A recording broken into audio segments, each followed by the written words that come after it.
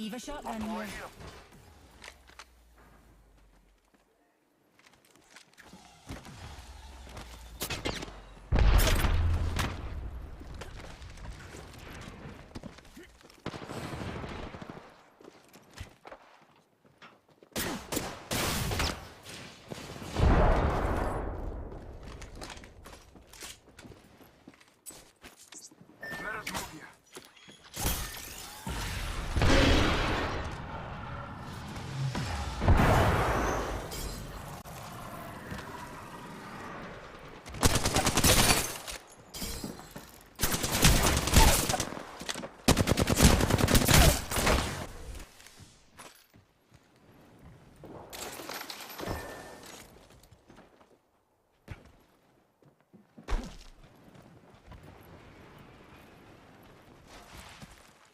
Let's check this quadrant.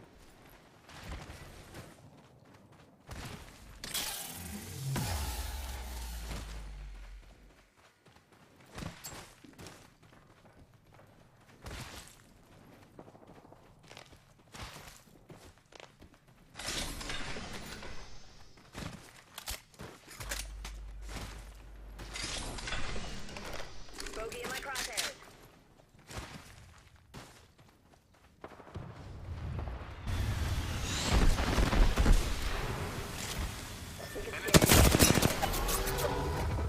Tracking here, my friend.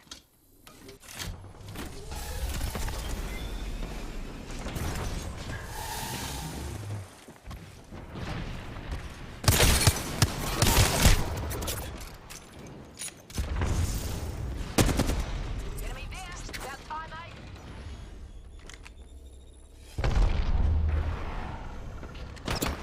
Enemy there.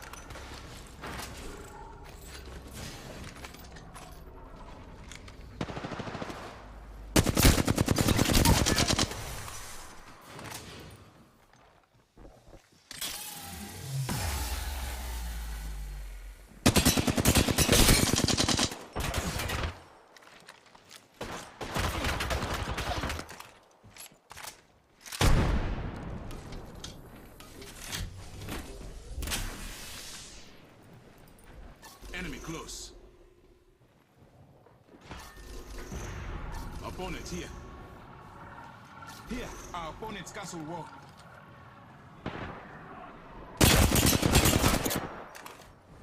We must go here.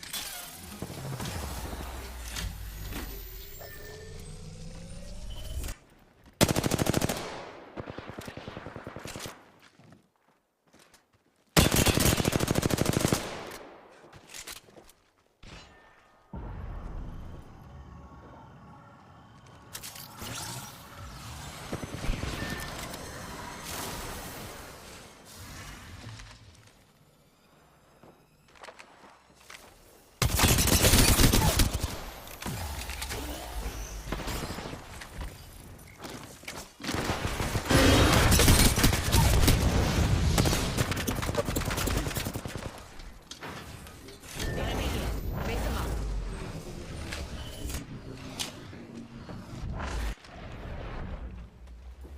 Your part is not done.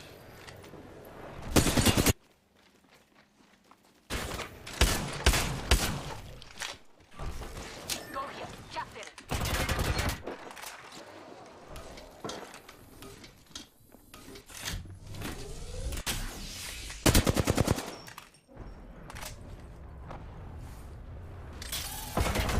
Your part is not done.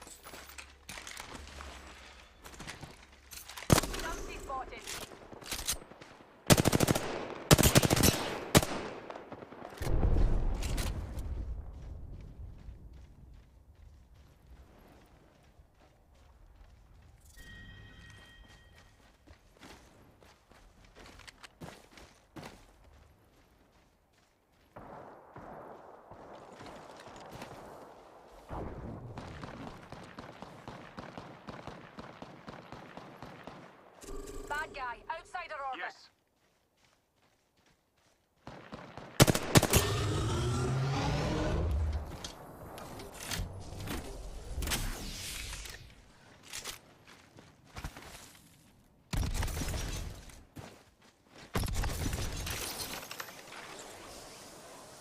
Need light ammo. I need heavy ammo. Got another bandit.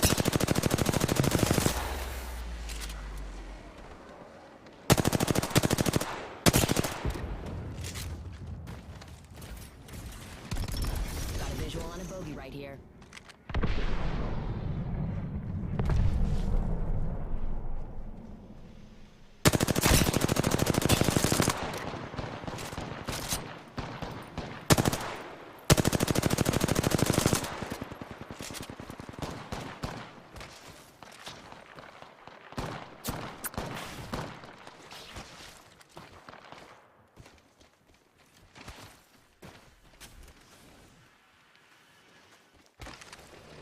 Bogey in my crosshairs. Enemy landed here.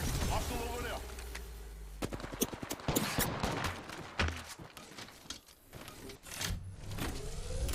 Plan draws me this way.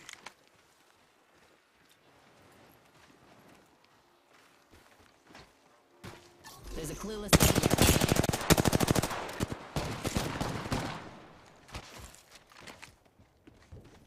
Opponent over there. Right there.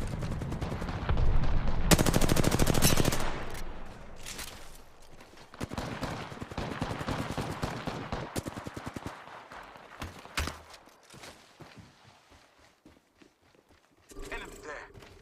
Enemy there.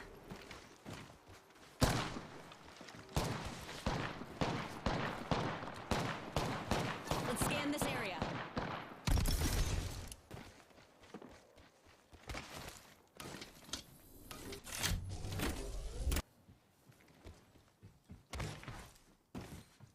Best bouncer bums this way.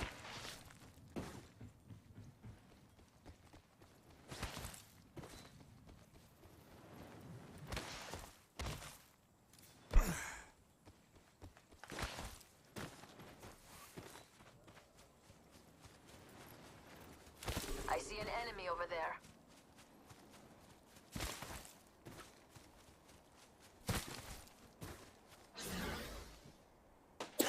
Enemy, dash away.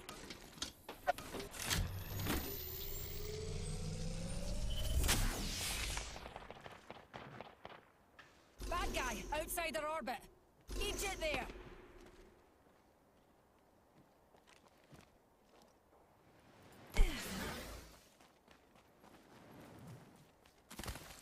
Antagonist over there.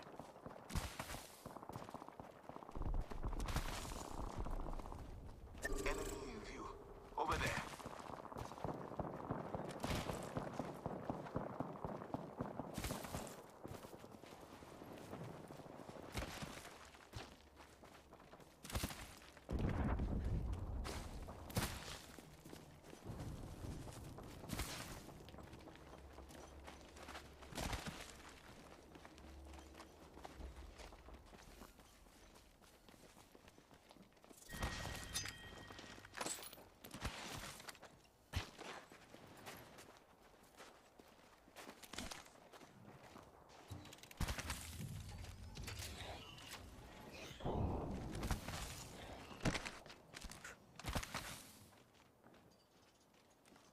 Numpty's out there, heading for orbit.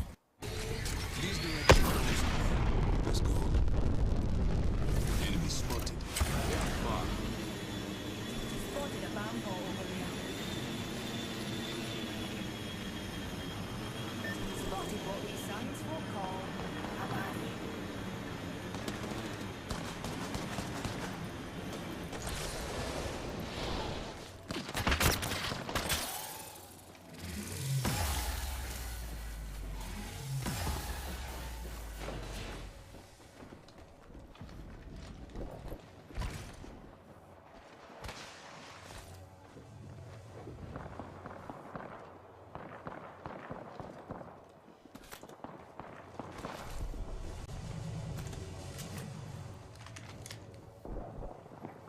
The flame draws me this way.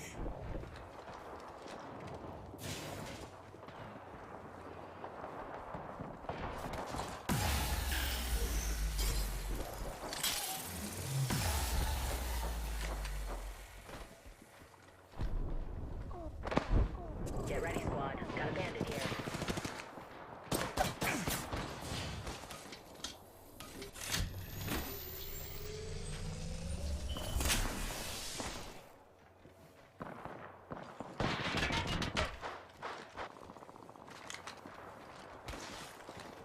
Shield sail here.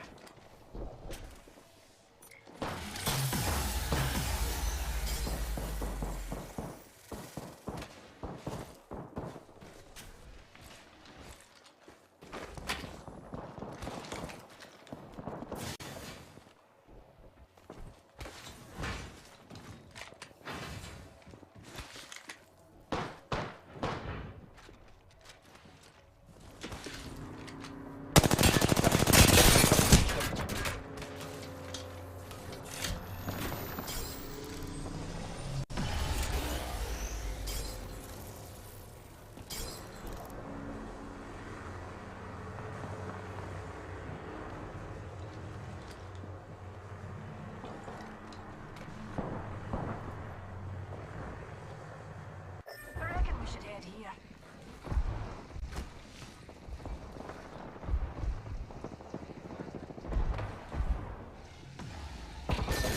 Here.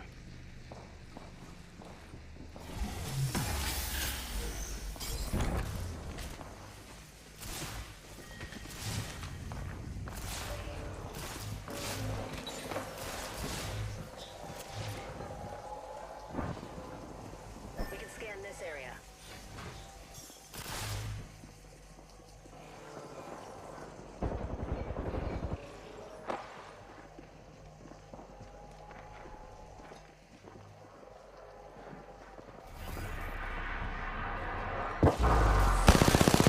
Look, bandit close by, visual clear.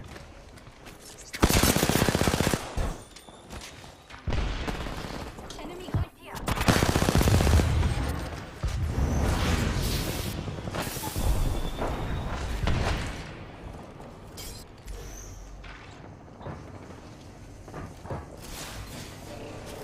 Bandit here.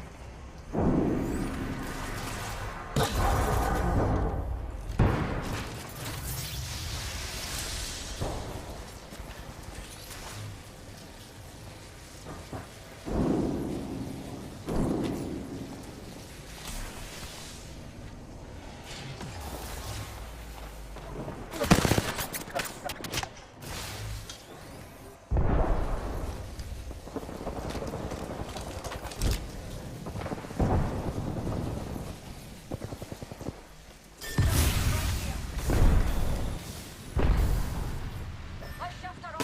Ach, I'm heaving.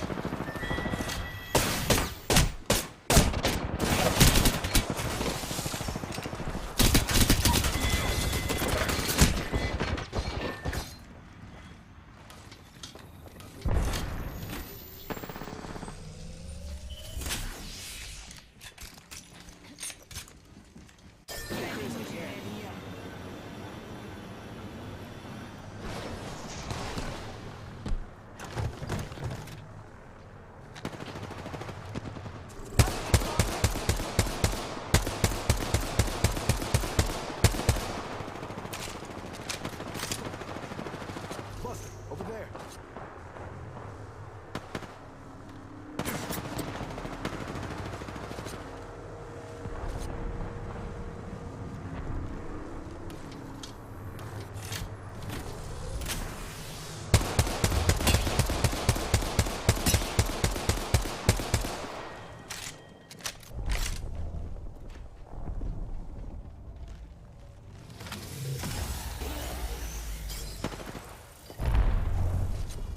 Enemy out there. Reckon we should head here. Check that fool out.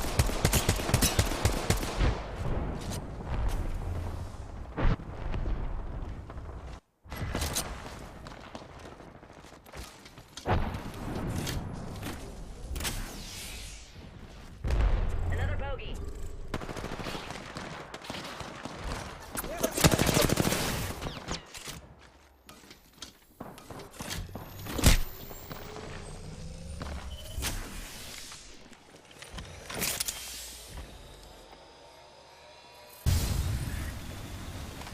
syringe here.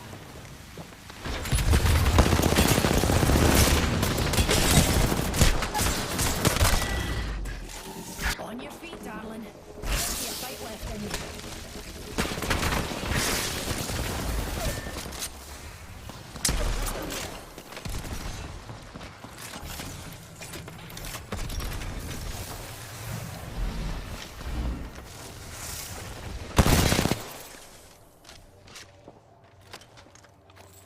Got another bandit. Spotted. Bogey over there. Let's check this quadrant. Who are we gonna drop of us? Whiskey. Yeah, a wee numpty right here. Numpty right here. Never mind. Bogey here. Bogey here. This way.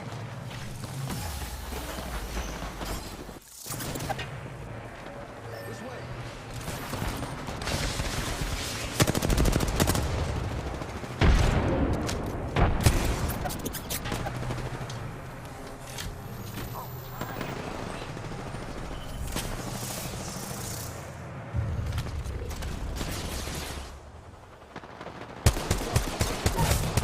Get there.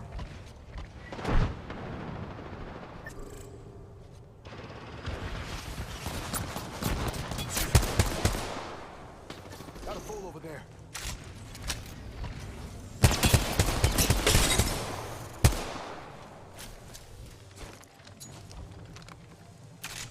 Buster, right there.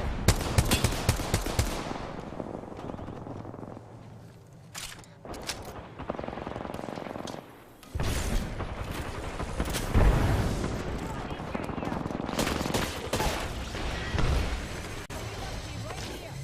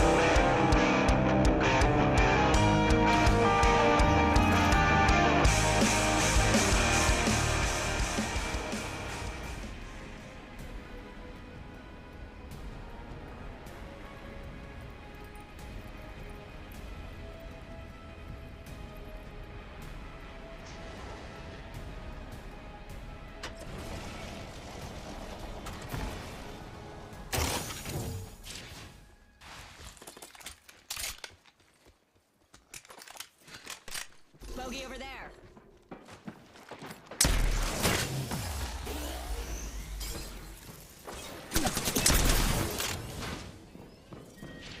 Open door right here.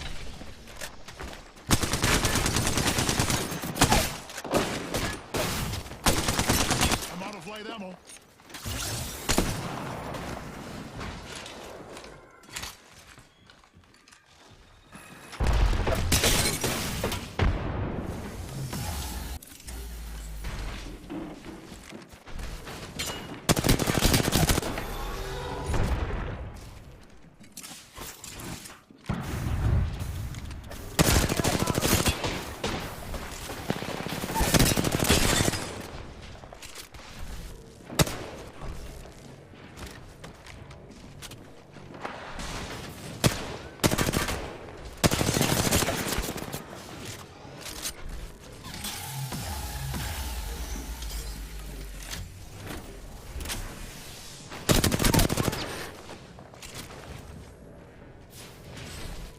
I am here.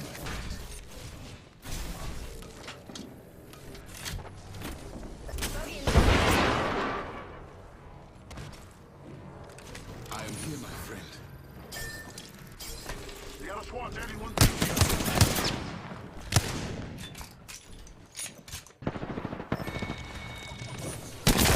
I am out of light ammo.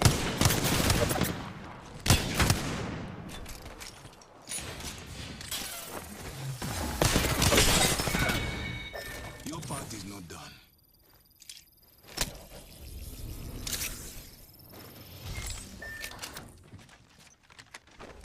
We can cruise over Bogey here. there. Car SMG here. Helmet here. Level 3. Shield battery here.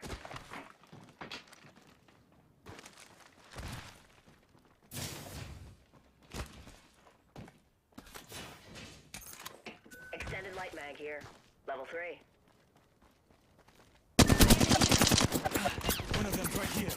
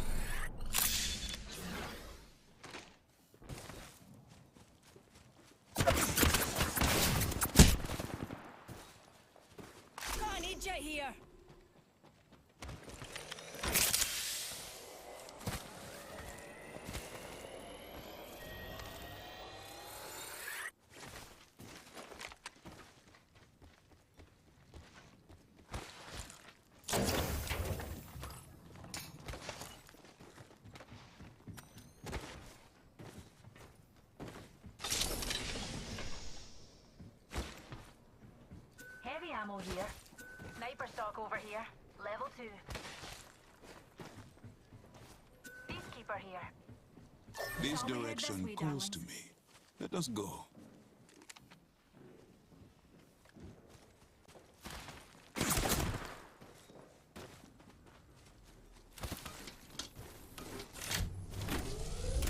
Spotted a wee hooligan.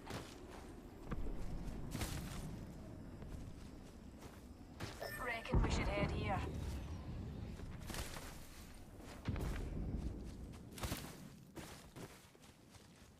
Reckon we should head here.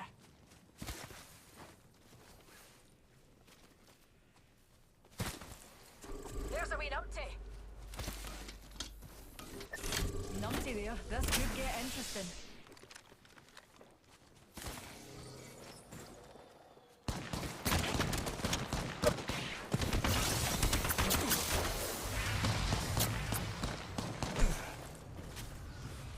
Fancy a wee stroll this way?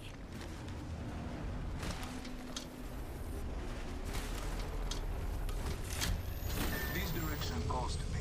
Enemies spotted. They are far.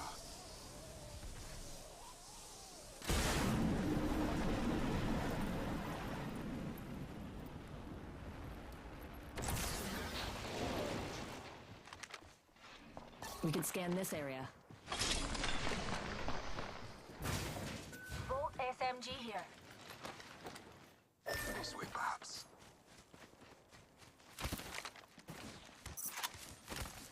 Pardon. I'm going this way, perhaps.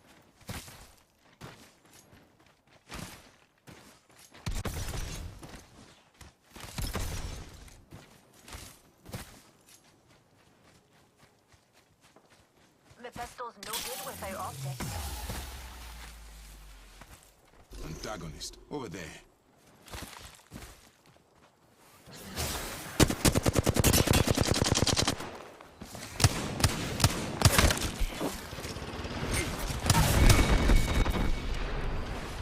Let's go here.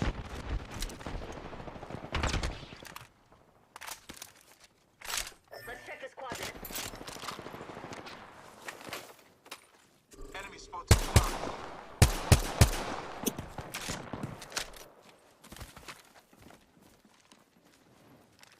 Enemy Here's a wee spotted. numpty.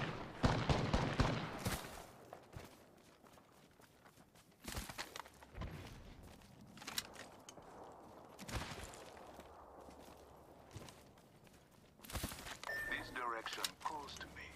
Let us go. I can. Got another bandit. Let us move here. Numpty spotted.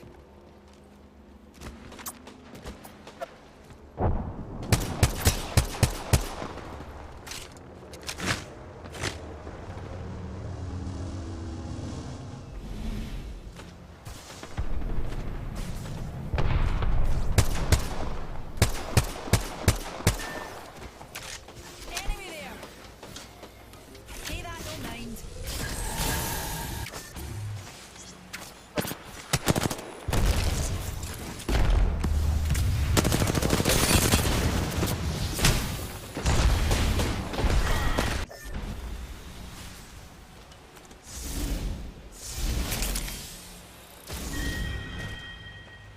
Enemy over there.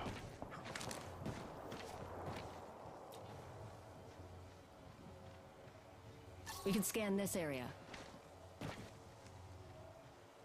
Let's scope this quadrant out here. Fancy a stroll this way. That's all we need. A wee numpty right here. Spotted what we science folk? Spotted a numpty over there. We can cruise over here.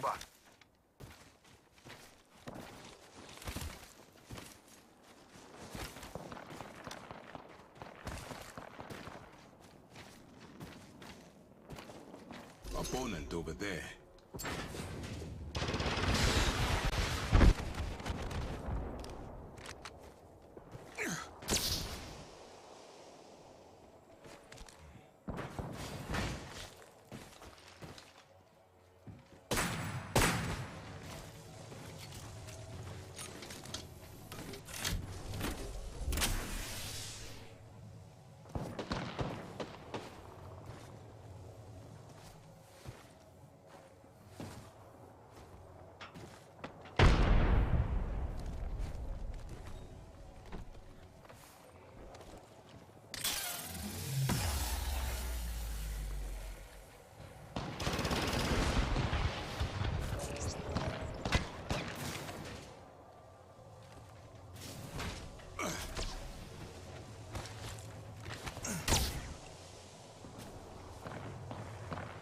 This way, perhaps.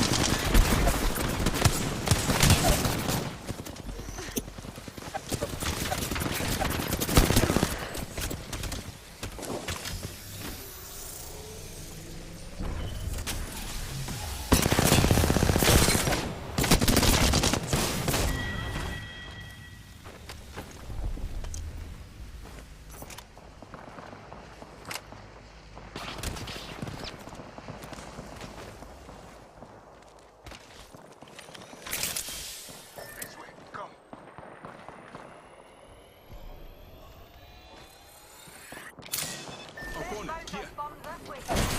Close door here. Gonna check out for you. This way. You can?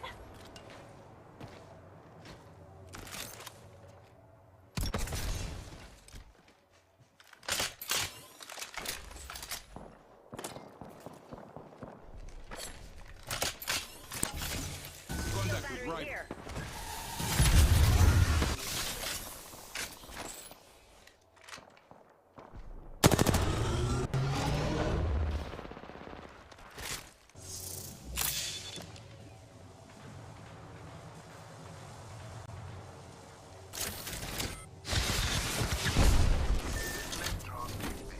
Rival over there.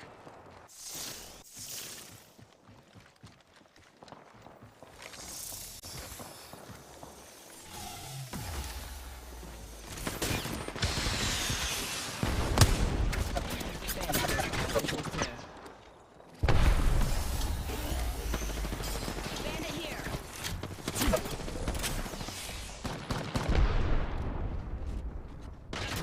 Let's go here.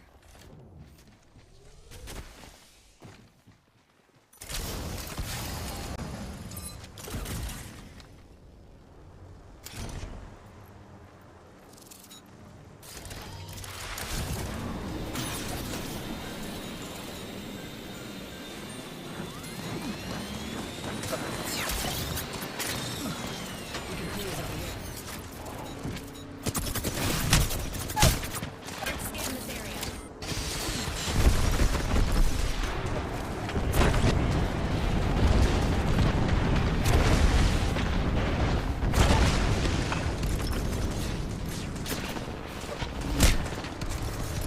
Padlock the bandit. Padlock, let's scan this area.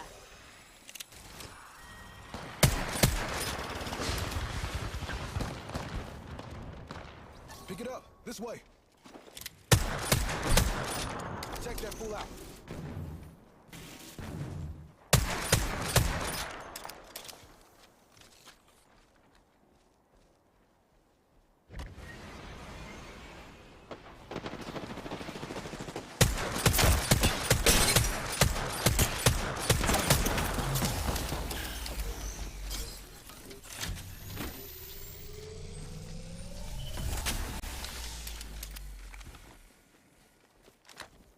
Evo shield here.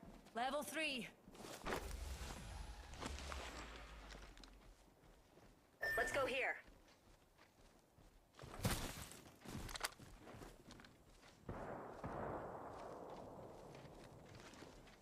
We should scout this area.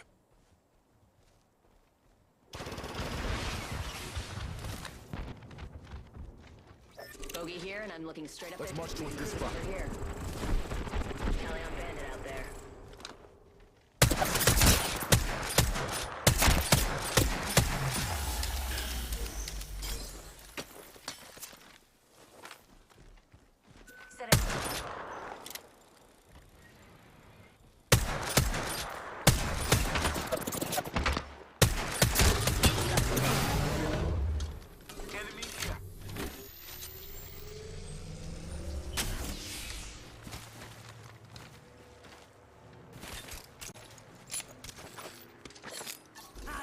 With empty here. accelerant here. Opponent over there. We must go here. Go get that.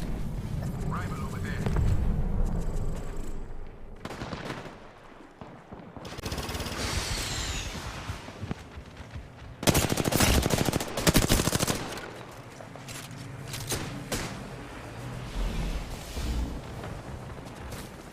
Opponent over there.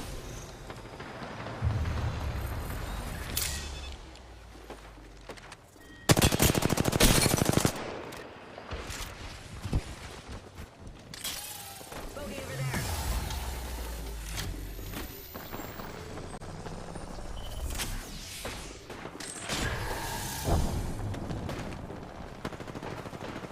There's a wee right here. numpty.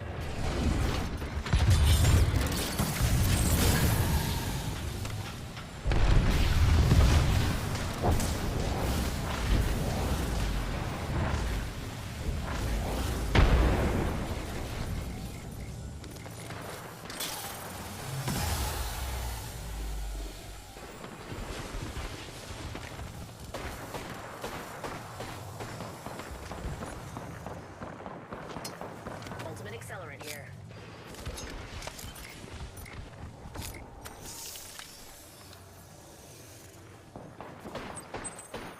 Get ready, squad. Got a bandit here. Antagonist in sight. Close. Opponent here.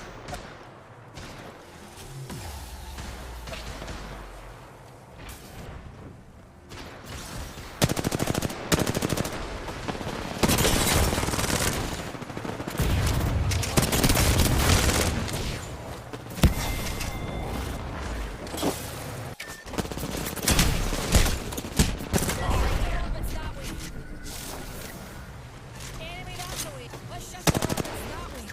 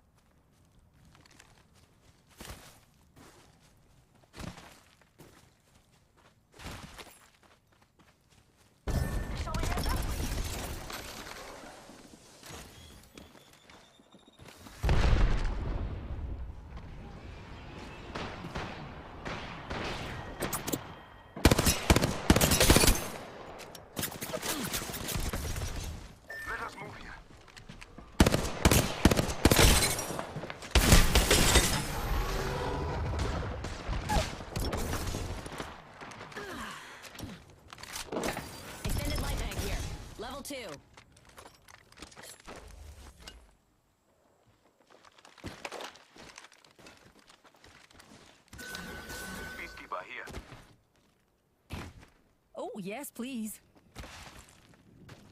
Extended heavy mag here. Level 3. Peacekeeper here.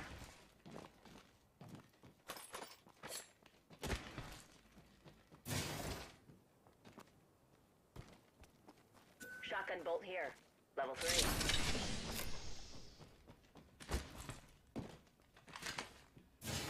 Optics here. Close range.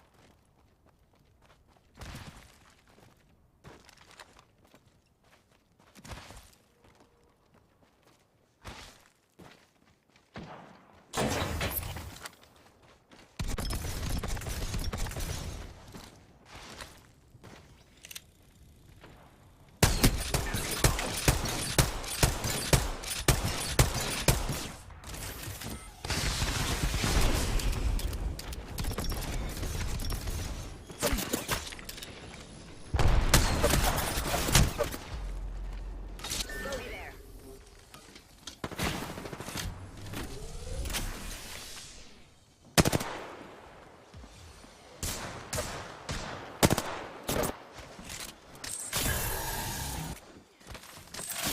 Evil shield here. Level 1.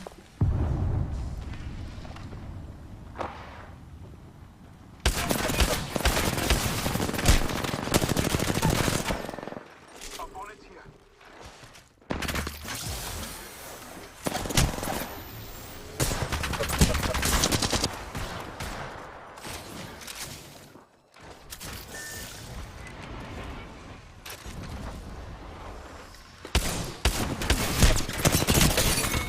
We must go here.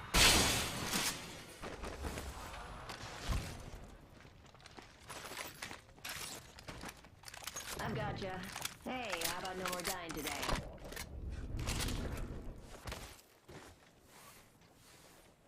Antagonist over here.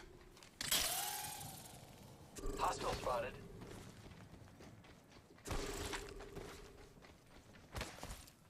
Bogey in sight.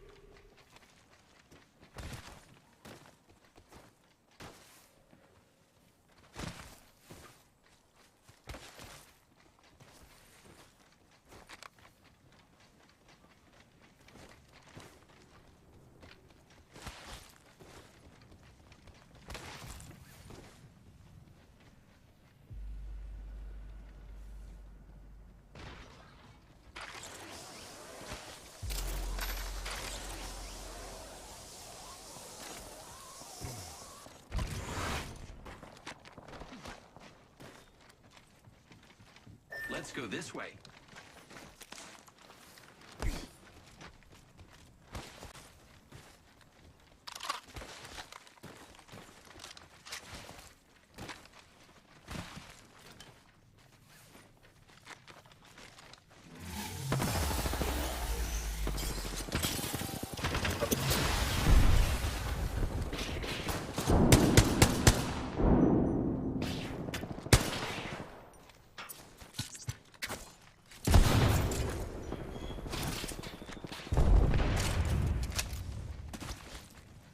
Might be something good this way. This Let's way, scope the perhaps. quadrant out here. Shall we Scan move this this way? area.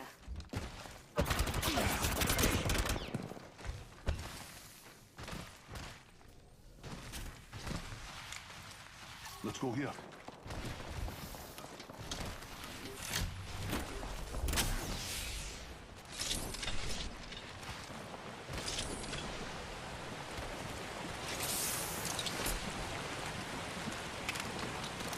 Let's go here. Spray back.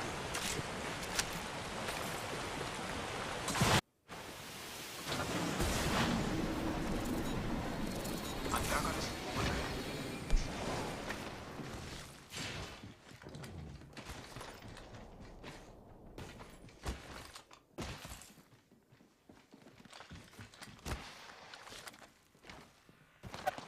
This way, perhaps.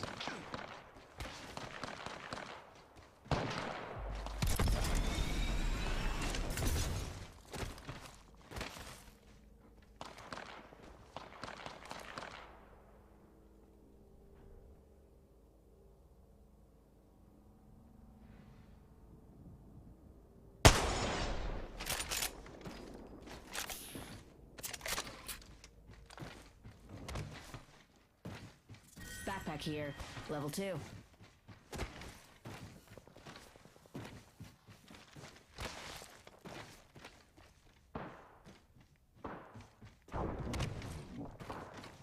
Right here seems like a good place to loot.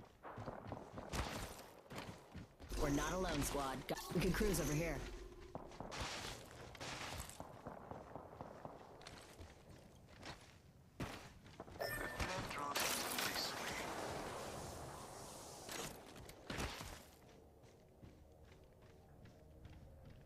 Bogey over there.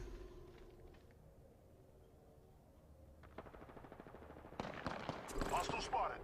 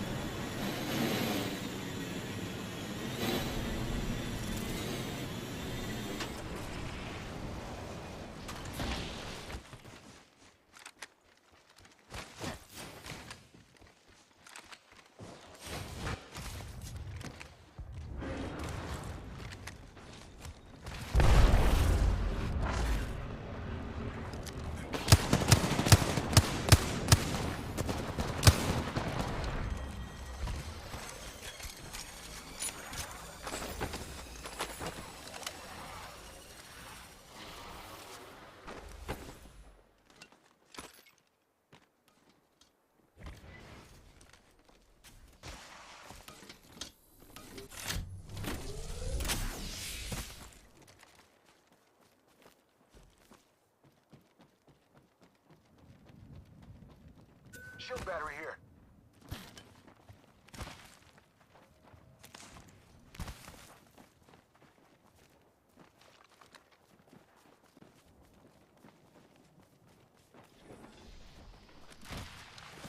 Shield battery here.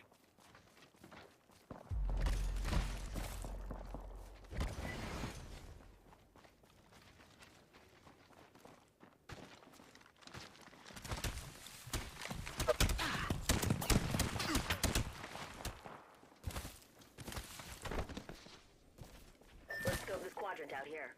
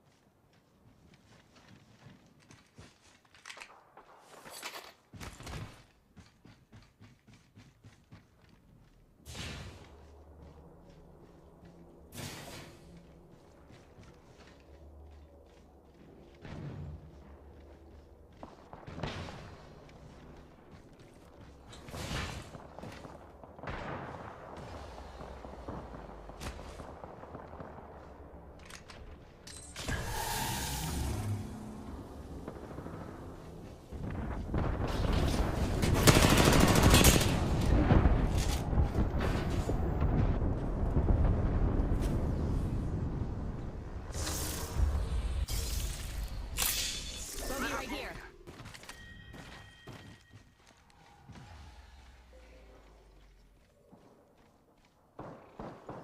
Bogey spotted out there.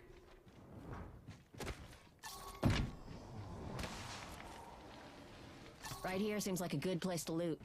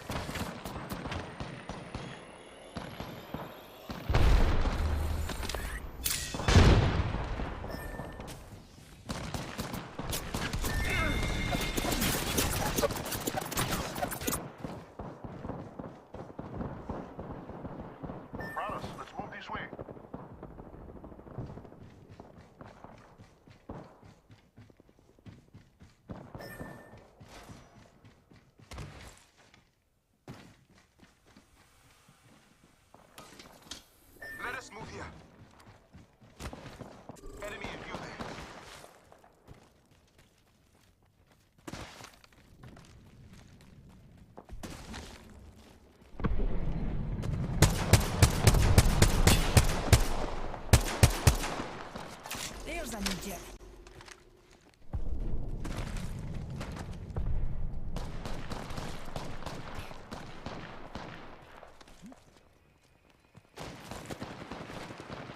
Numpty there. This could get interesting.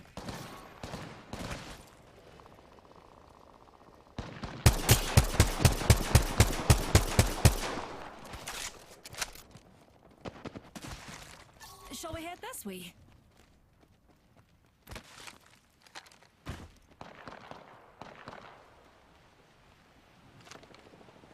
Spotted a bomb pot over there. Guys are ahead.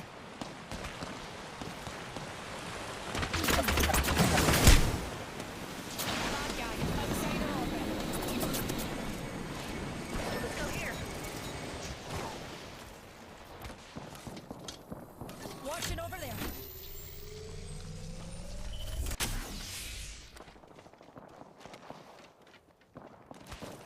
Let's scan this area. Numpty spotted.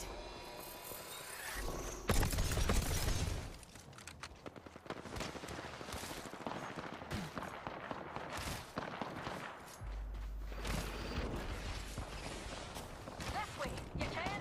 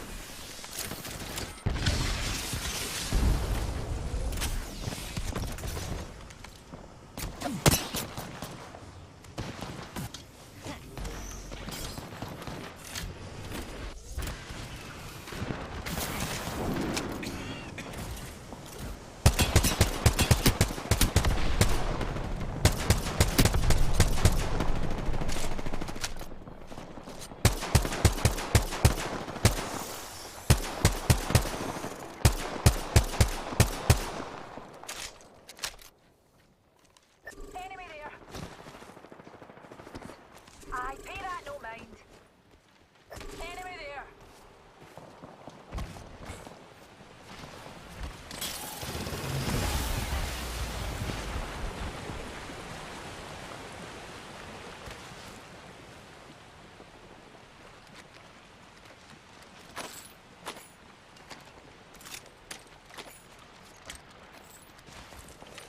Let's shift Forget our that. orbits Light that ammo way. here.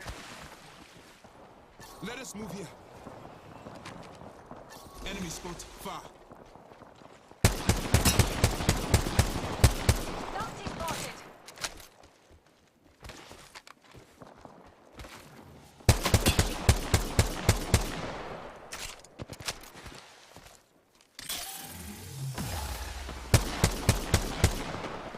The flame draws me this way.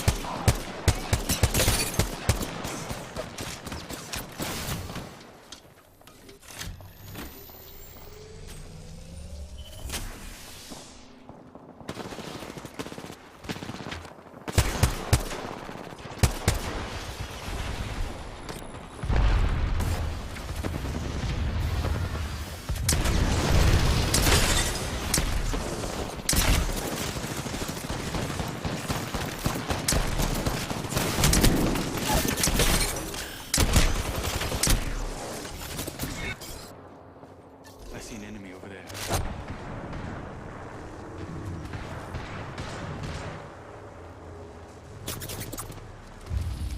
Best bounce our bums this way.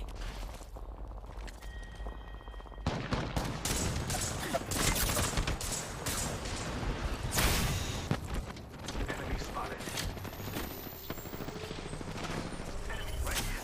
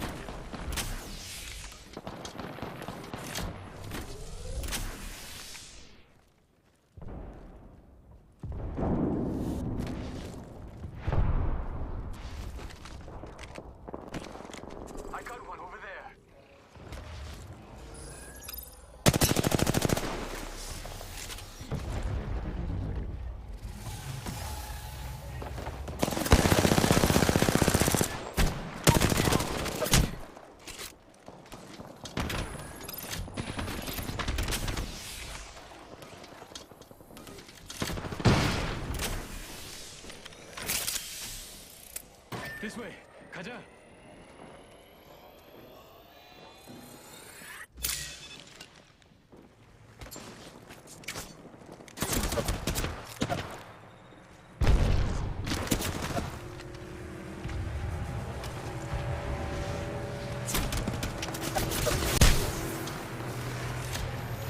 Enemy that way.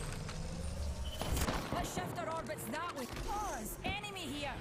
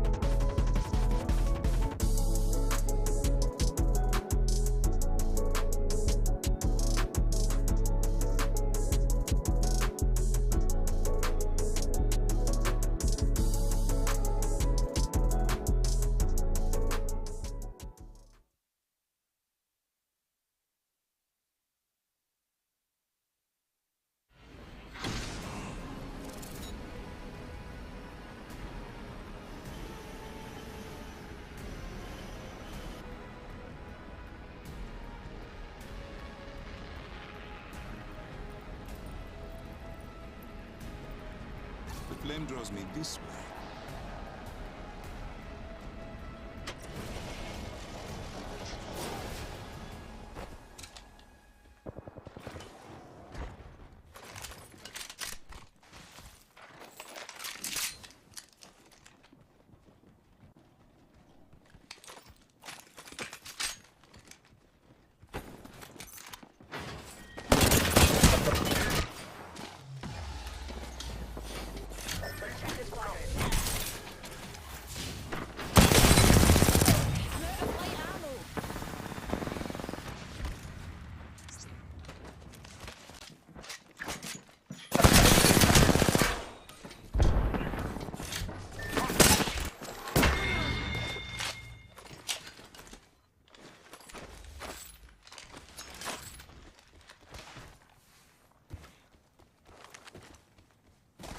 Stock here. Let's move. Here. Ultimate accelerant here. Extended heavy mag here. Oh, Level 2. I need that.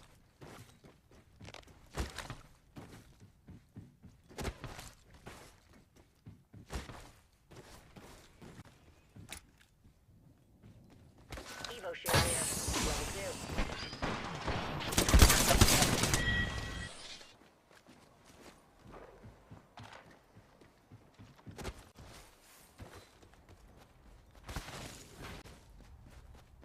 Another bogey.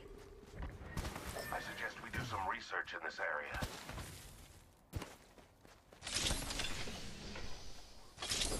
Optics here. Close range.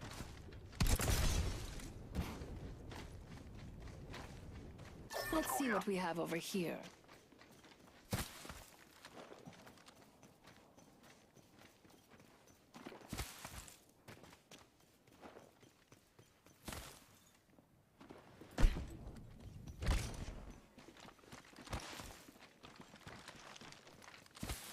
Let's check out this way.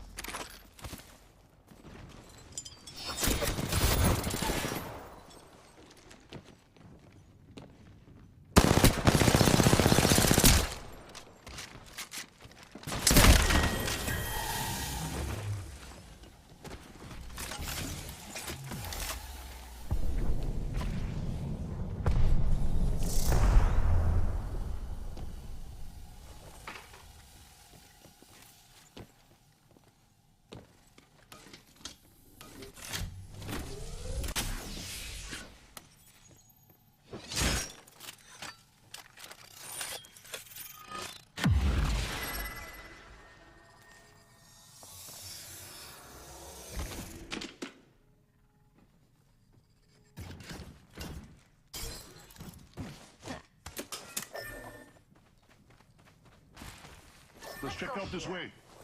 Let's scope this quadrant out here. Probably nothing, but I'm keeping an eye out over there. Shield battery here.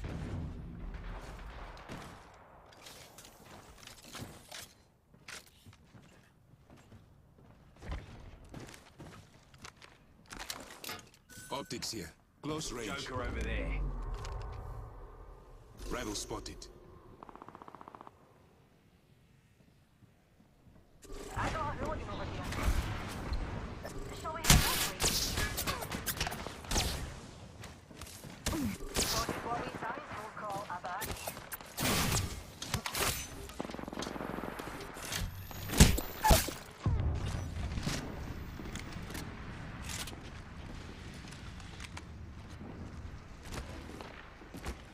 I am here, my friend.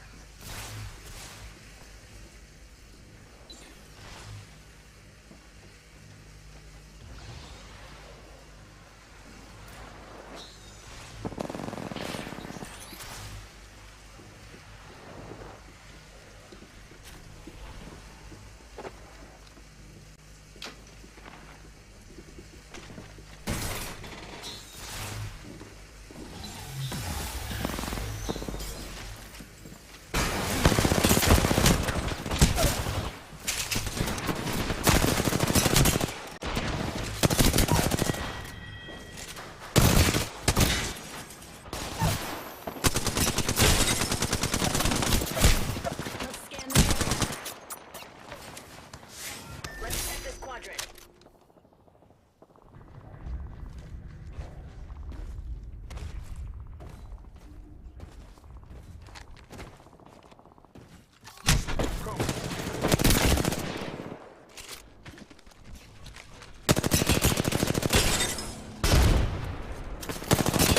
This way.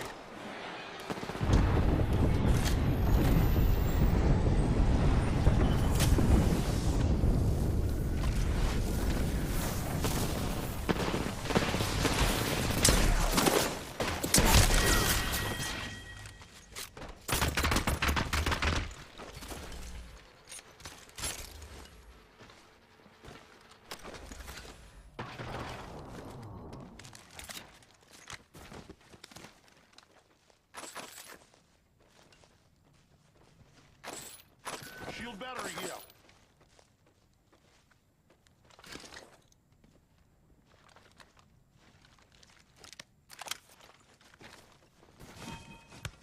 Let's scope this quadrant out here. This way.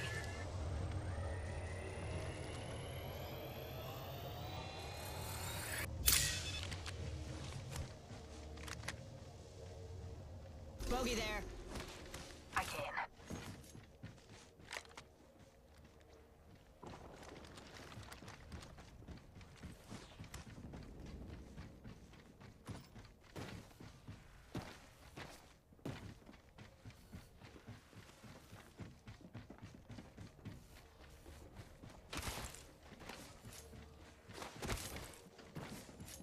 Shield cell here. Shield cell here. This direction calls to me. Let us go. Agreed.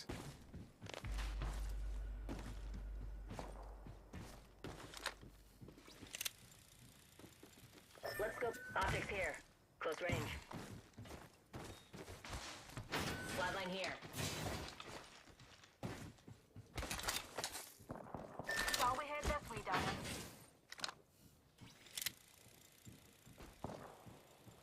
Rival spotted.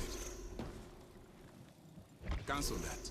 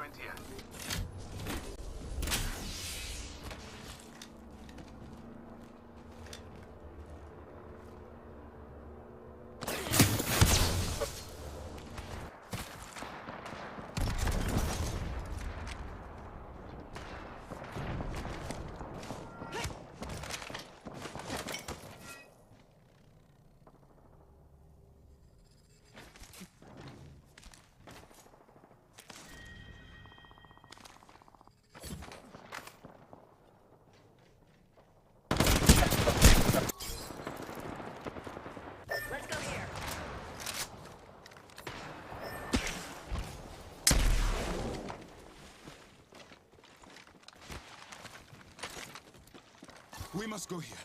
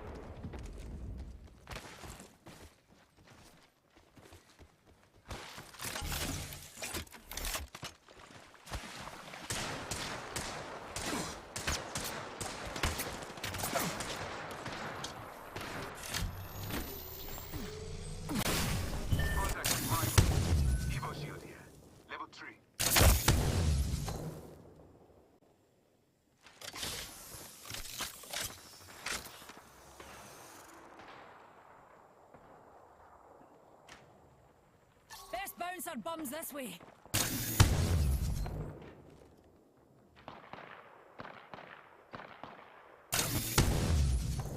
This way, you can? Enemies right here.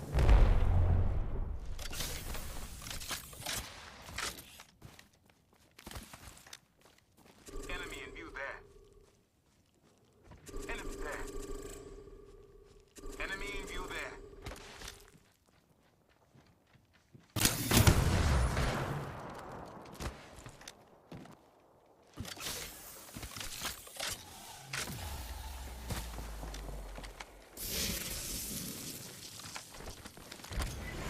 Hostile over there.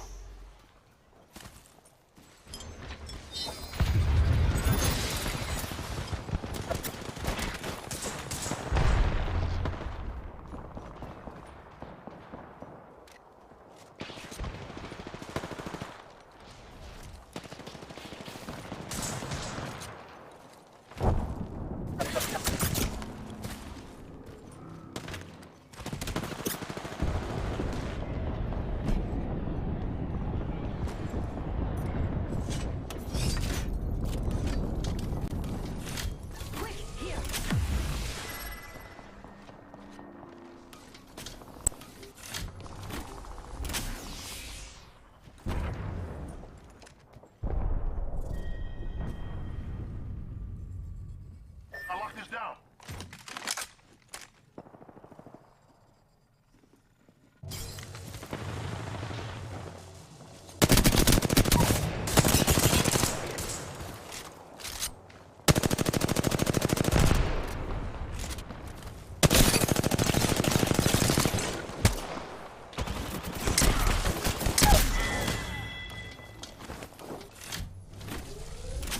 Rampage here.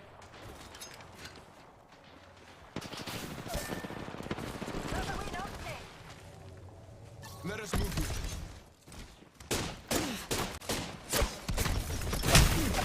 Heads up! Check out this way!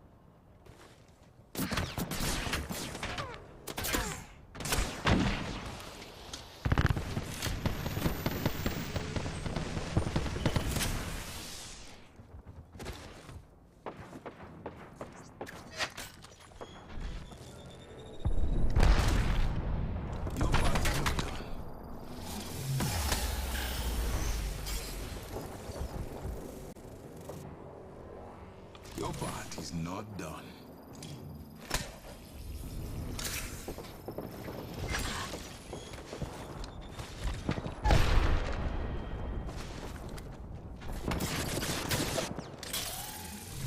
I am here, my friend.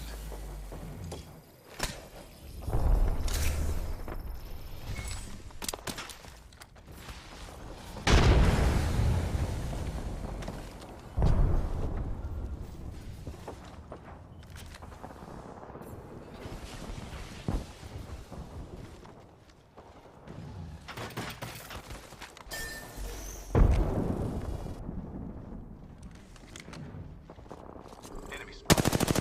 Far. Enemy spotted. Far.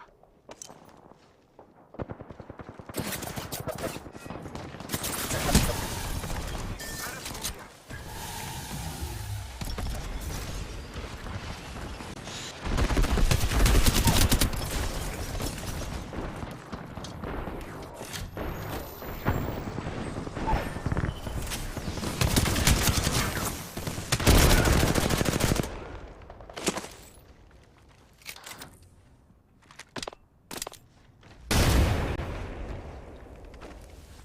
Bogey in sight. Rival over there.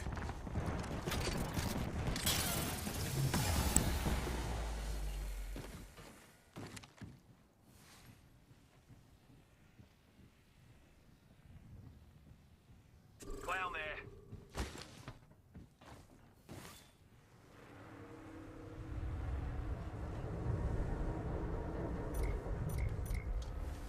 Enemy spotted. Far. That'd be an enemy, fellas. Spotted an enemy.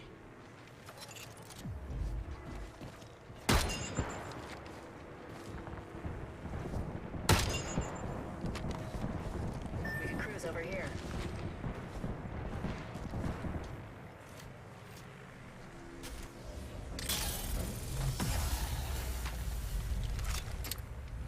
Optics here. Mid-range.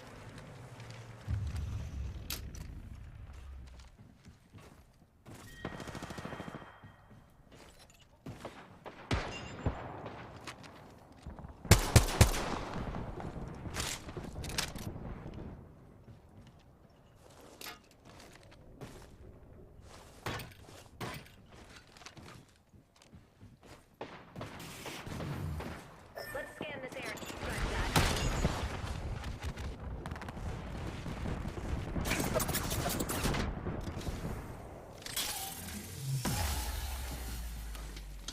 Let's scan this area.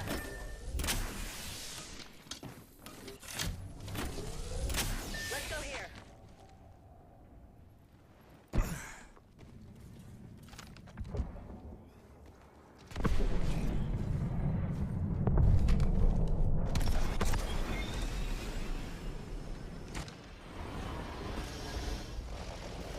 Bloody hell. We can scan Enemy this landed area. near me.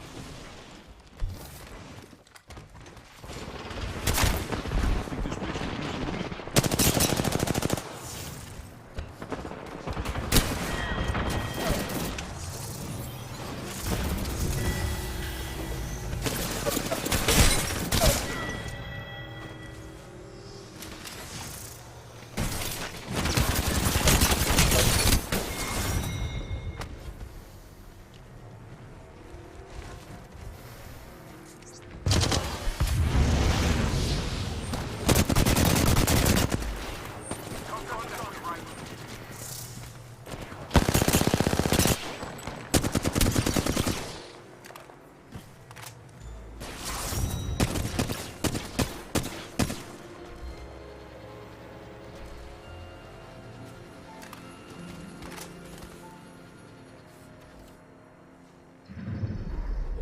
We have our Apex champion.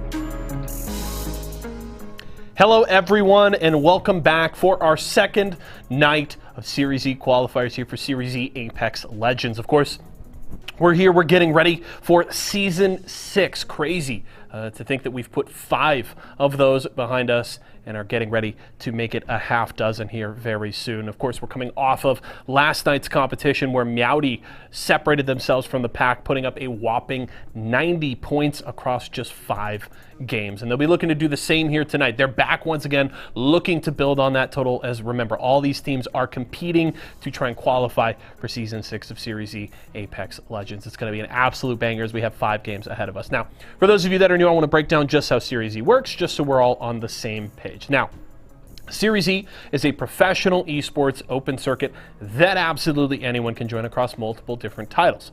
We've got Guilty Gear Strive, Multiverses, Halo Infinite, and of course, Apex Legends. Now, the way that it works is players and teams that come out, they play in our open qualifiers, and the best of the best make it into Series E. Now, what does that mean for them? Well, players will get the opportunity to sign a contract, they'll get signed by one of our partnered brands, they will earn a monthly salary, and get to compete weekly for points and prize money. In Apex Legends, it's every Tuesday night against other open squads, just like these teams used to be themselves, and then every Wednesday, they play against some of the best pros from all across North America. I'm talking C9, TSM, NRG, and more. Now, if you and your friends want to get in on the fun, make sure to head over to esportsarena.com right now to register and sign up for these qualifiers. You've got to get in ASAP, okay?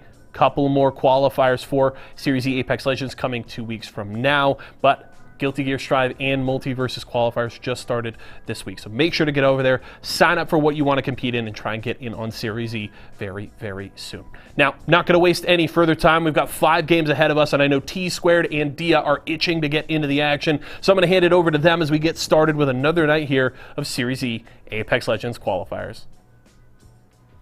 Series E. Series E Apex Legends. Apex Legends Series E Apex Legends starts right now. Lion is down! Luxford is out! But with Lustim on your squad, it's gonna be an exceptional win now. They've got the angles, they've got the players, they've got the numbers, and they should have the win! It's been an amazing day of Series E. You're not done kills, actually ripping apart the final player of Renegade. That's gonna be elimination there.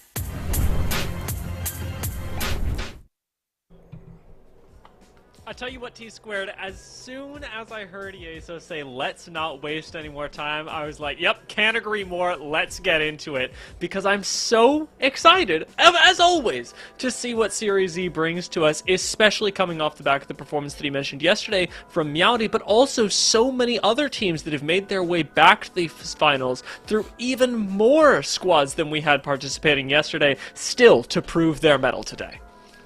Yesterday was lit. We saw the rise of some certain stars, and I'm excited to see what we have in store today because we already got a chance to see, and I know a lot of people have watched these games kind of progress throughout the qualification process because they're not being casted over. It's an opportunity to go and watch these players kind of go about their business. But one thing's for sure, I mean, if you're not rocking Horizon at this point, and still Seer is extremely strong, but I think we're starting to see how valuable Horizon can be inside of your team composition as we take a look at the format.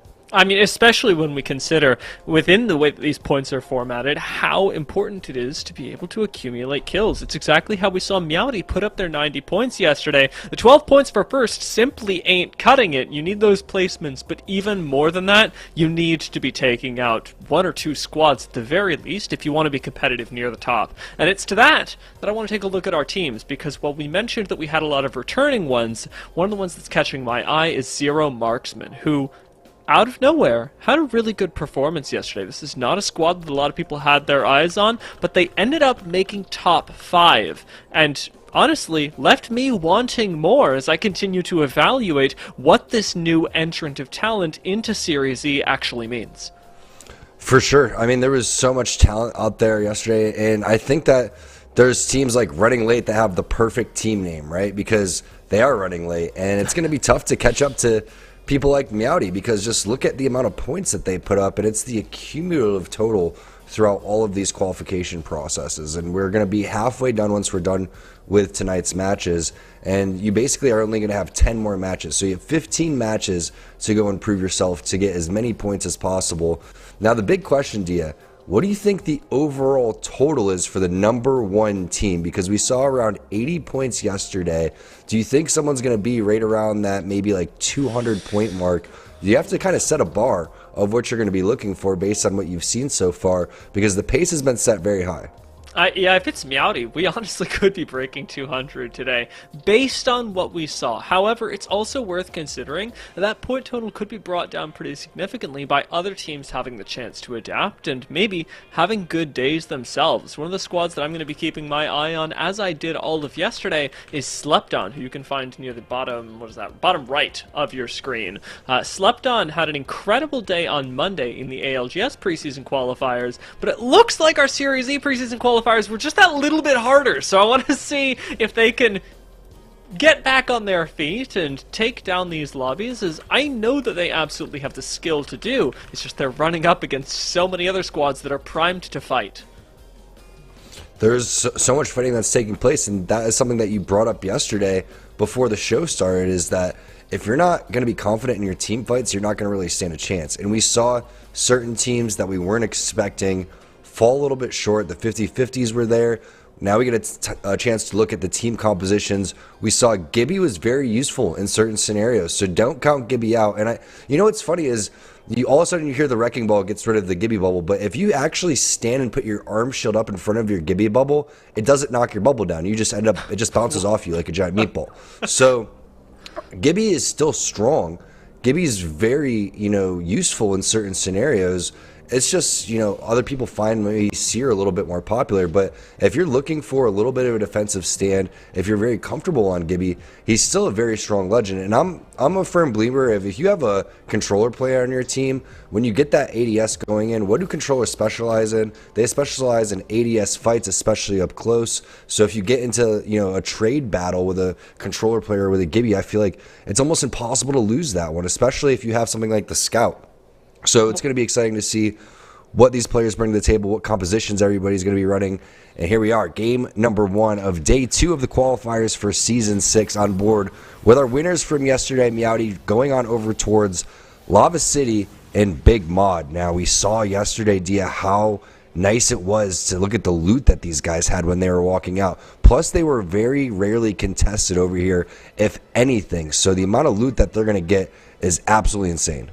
It's happening again as well. Cody's able to split off from the rest of the squad, making his way over to Lava City. Imagine getting an entire POI of loot all to yourself, all to one person. That's how Cody's starting off this game. Prob Garrett and Awesome Tryhard are going to be able to pick up the big mod weaponry as well, with a ring scan spawning right here, and with so many crafting mats and a replicator available, Meowdy are not going to have a difficult time transitioning into the mid game, and it's up to other teams to start contesting them, maybe by picking up some early KP, as Revival is already trying to do. Running Late have traded in a 1-4-1, with Lightstar Joe whipping out the car at short range. He's only a few damage away from finding a second knock. Profit is down, and now Running Late have a big advantage.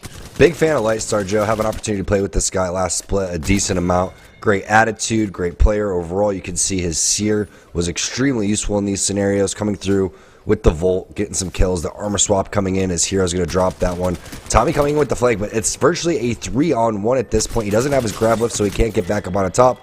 Nice shots, but it doesn't matter. Running Late is going to end up dropping Revival. And phase 1 again. Wow. They're still taking 50-50s, Dia. It looks like they haven't learned, or they're just getting fairly unlucky. Could be a mix of both, honestly, but as Zero Marksmen continue in their fight, we'll see who ends up being the unluckiest of them all. We're still with 18 squads remaining. That means that if you go down now, you aren't getting any placement points. Zero Marksmen, with their trade, will make sure they at least get a single kill point, but Stick Drift OP are pushing up on this, and Stick Drift OP are not a team that I would want to fight. They have been participating in Tier 2 Apex Legends for as long as I can remember, and they are certainly a team that has each other's backs, that knows when to push and how to push together, has that inbuilt synergy that we talked about yesterday. Curious to see where the zone's going to be, too, throughout all of this. I mean, we saw the scan that happened for Meowdy, and it's going to be Lava Siphon, so not that far from Lava City. Dome's going to be completely open again, and you could start to see the rotation coming in from Scissors. I'm excited to watch Scissors play Loba. I am too. He is. Has been a player to watch for a really long time. Previously had a stint on Esports Arena, and now working on developing a little bit of a different identity, playing alongside Vize and Wave, two very talented players in their own right, and moving towards a play for the zone, wanting to sit towards Lava Siphon, where I think you can make a really good balance of playing for both KP and placement simultaneously. The buildings around Lava Siphon really do allow you to participate in fights a lot more than other POIs do, and with Scissors already having a gold shield, it is no wonder that they are so confident being able to walk up to these buildings. You yourself noticed that a lot of the southern side of World's Edge was also unoccupied right now, so who, with their positioning at this moment, have put themselves in a great position to take out teams that we know are going to be disproportionately coming from the north side of the map. It's the ever popular decision of, do you sit inside the middle of the zone and wait and try to play placement, or do you play a little bit of aggressive play, almost like a TSM style of play? That's why I love watching TSM play, because they understand the lobbies and they understand how aggressive they need to play. They go into spots where they're expecting to pick up kill points, and they rotate back and over towards the zone. And you made a great point yesterday that if you get a squad wipe, that's the equivalent of getting 6th place overall. So imagine if you're just taking a couple of team fights, winning those. Again, it's the risk versus reward type of play. You sacrifice positioning, you sacrifice the risk of getting third-partied. But at the same time, unless you are a team that constantly takes fights and goes through all these situations, you're not going to be a good team in general. And that's just facts. And that's why, you know, you have players that are a little bit of lower elo, right? You maybe are sitting like silver or lower or something along those lines. You're like, all right, I'm just going to camp inside this building. You can't do that in Apex. You have to play aggressive. You have to play fights very fast. And watch how Meowdy goes about their business. It's going to be a Seer ultimate immediately. Awesome Tryhard takes some damage, but he's creating a little bit of a distraction on the outside. It's a double Seer ultimate right now, so they have to be careful how they advance. And typically, how you advance here is you get close, and then you bubble towards the entrances, or you do some sort of gravel play. He has 1 Arc Star. He has 4 batteries. Awesome Tryhard is definitely the entry fragger here for Meowdy. Meowdy are doing a really good job as well of making sure that they can cover their flanker. With Cody off to the side, he absorbed a lot of pressure, forcing this team to play back inside the building, and a defensive bombardment allows Meowdy just the right amount of cover to be able to walk all the way up, close this distance, and start hunting their prey inside. Unfortunately for them, they're too scary. Meowdy have pushed this team all the way back in the building, and Cody's gone a little far forward. Still alive, but just barely, as Awesome Tryhard comes up to cover him, and the zone starts to close in. Time is ticking on this fight, and with Prob, Garrett, and Cody both missing their shields, it's time for Awesome Tryhard to step up like they did yesterday. Grab lift right back up to the roof, a broken shield in their favor, and as they hit the ground running, there still aren't any drops in their favor. It's nothing to nothing right now as Meowdy struggle to get their first kills of the game, and with the PK shots from Prob Garrett, very quickly turn things around. Icy are gone, and Meowdy have started their rampage. What a fun fight to watch right there. I mean, there was so much back and forth. You saw every player go and try to entry frag for Meowdy. It was originally Awesome Tryhard. He comes through. The defensive bombardment from Garrett was on point. It forced the players onto the other building, but Cody overextended and got very weak, and that's what forced the pressure to go forward. And then all of a sudden, Awesome Tryhard comes in with the grab lift, throws the ultimate down, gets a handful of damage while everybody else heals. The bubble was used very well by Garrett, and it's all about that follow-up right there. Really smart play from Meowdy, and that's what's so key, is it doesn't just come to one player going in and try to entry frag right there. Every single player played aggressive when they needed to, and they all recovered and got each other's backs. Looks like there could be somebody in the vicinity. I think that could have been just Cody or somebody else in the area. I think maybe Awesome Tryhard threw a grav lift or something like that, and they got a little bit concerned. But it looks like they're just going to continue to go and hit the replicator over here. And surprisingly, because nobody's landing over towards Dome, all that's going to be free. That fight lasted so long, you expect a third party, but again, you said nobody's on the southern side of this zone, so that was a free fight. And it's kind of ridiculous when we consider how much time, how much relaxation that you get to have. The word that I'm looking for isn't quite there, but the point is that as Meowdy, they really have a lot of leisure to be able to take these fights. They're not rushed, and even when using the replicator, it's only zone 1. They have so many medkits, so many heals, and are going to have now bats as well when they move into the zone, where underdogs already are. They set up here about 3-4 minutes ago, and we saw them just camp in this building. For now, though their composition is aggressive, it is a viable play. They're in the top 15 already, have one placement point off the fact that they simply haven't taken a fight and boogied their way into zones. So I don't mind Underdog's strat, and I look forward to seeing them get aggressive a little bit later when the buildings next to them start to be pushed out of zone. So these are the most popular endings, though, for Lava Siphon. I love the idea of getting on over here, and we've seen tons of games like this, Dia, where teams will try to play the yellow crane directly behind this building. Both of these are probably the two most popular when it comes to Lava Siphon, and really smart plays coming in with the single fire car shots to go and try to grief the team inside, whether that's the Watson gen or just laying down some extra damage. Smart plays from the Underdogs. They have plenty of utility, plenty of cells, a little low on ammo for my liking, but you can still take a couple of clips and do something with that. But the flatline 2x, extremely viable. Here goes Team Slept On. Karma's going to bust out the Pathfinder, interestingly enough, so making a resurgence here on World's Edge. This is the team yesterday, as we alluded to before the game started, that we had high hopes for. They got second place overall in the qualifiers, and I wonder if, maybe too soon, I wonder if they would have got first if they would have dropped someone. Yeah, I mean, as we said during those very same quals, it came down to a 1v1 that would have gotten them 3 points, and they would have absolutely been in Pro League. Right now, it's up to them to keep that up, not become disheartened by their results at the start of the week, and, well, continue to push other squads and push themselves to become even better. The fact that they're running the Pathfinder doesn't bother me. I'm excited to see the off-meta moves, and it's worth noting that because these guys do actually have a coach, that there's got to be some serious strategic thinking here. There's no way it's simply just a comfort pick, right? Right? I feel like it's 1,000% a comfort pick. Yeah, and, fair enough. And also not like this lobby has any noobs in it, but Pathfinder's the noob stomper, and it's just that type of legend. It's realistically, besides Ashe, the only legend that you could almost immediately get out of situations. Even with Ashe, you still have to line up where that ultimate's going to go. It's just about the same type of delay as Wraith's Q in the phase, but realistically, Pathfinder is the only one that can get out of dodge extremely quickly. So if you want to play hyper-aggressive entry frag or take some off angles, you're just a grapple away. And granted, he could use a little bit of help in terms of his passive, a couple other things. The grapples are very long cooldown. You're not allowed to do the fun things on the zipline like you used to be able to. Some of the stuff on the zipline's even banned, like using 2 ziplines at once. So yeah, I mean, definitely saw a lot of Pathfinder nerfs overall, but we've seen in Series E before viable picks that when you need to pick up a lot of kills, it's going to work. And, I wouldn't even be surprised if we saw some like Octanes in here, maybe some Revenants, something absolutely wild and off the top. I really wouldn't mind that either, especially when you've got to be pushing the pace of these fights. Octane Rev does also give you a lot of forgiveness.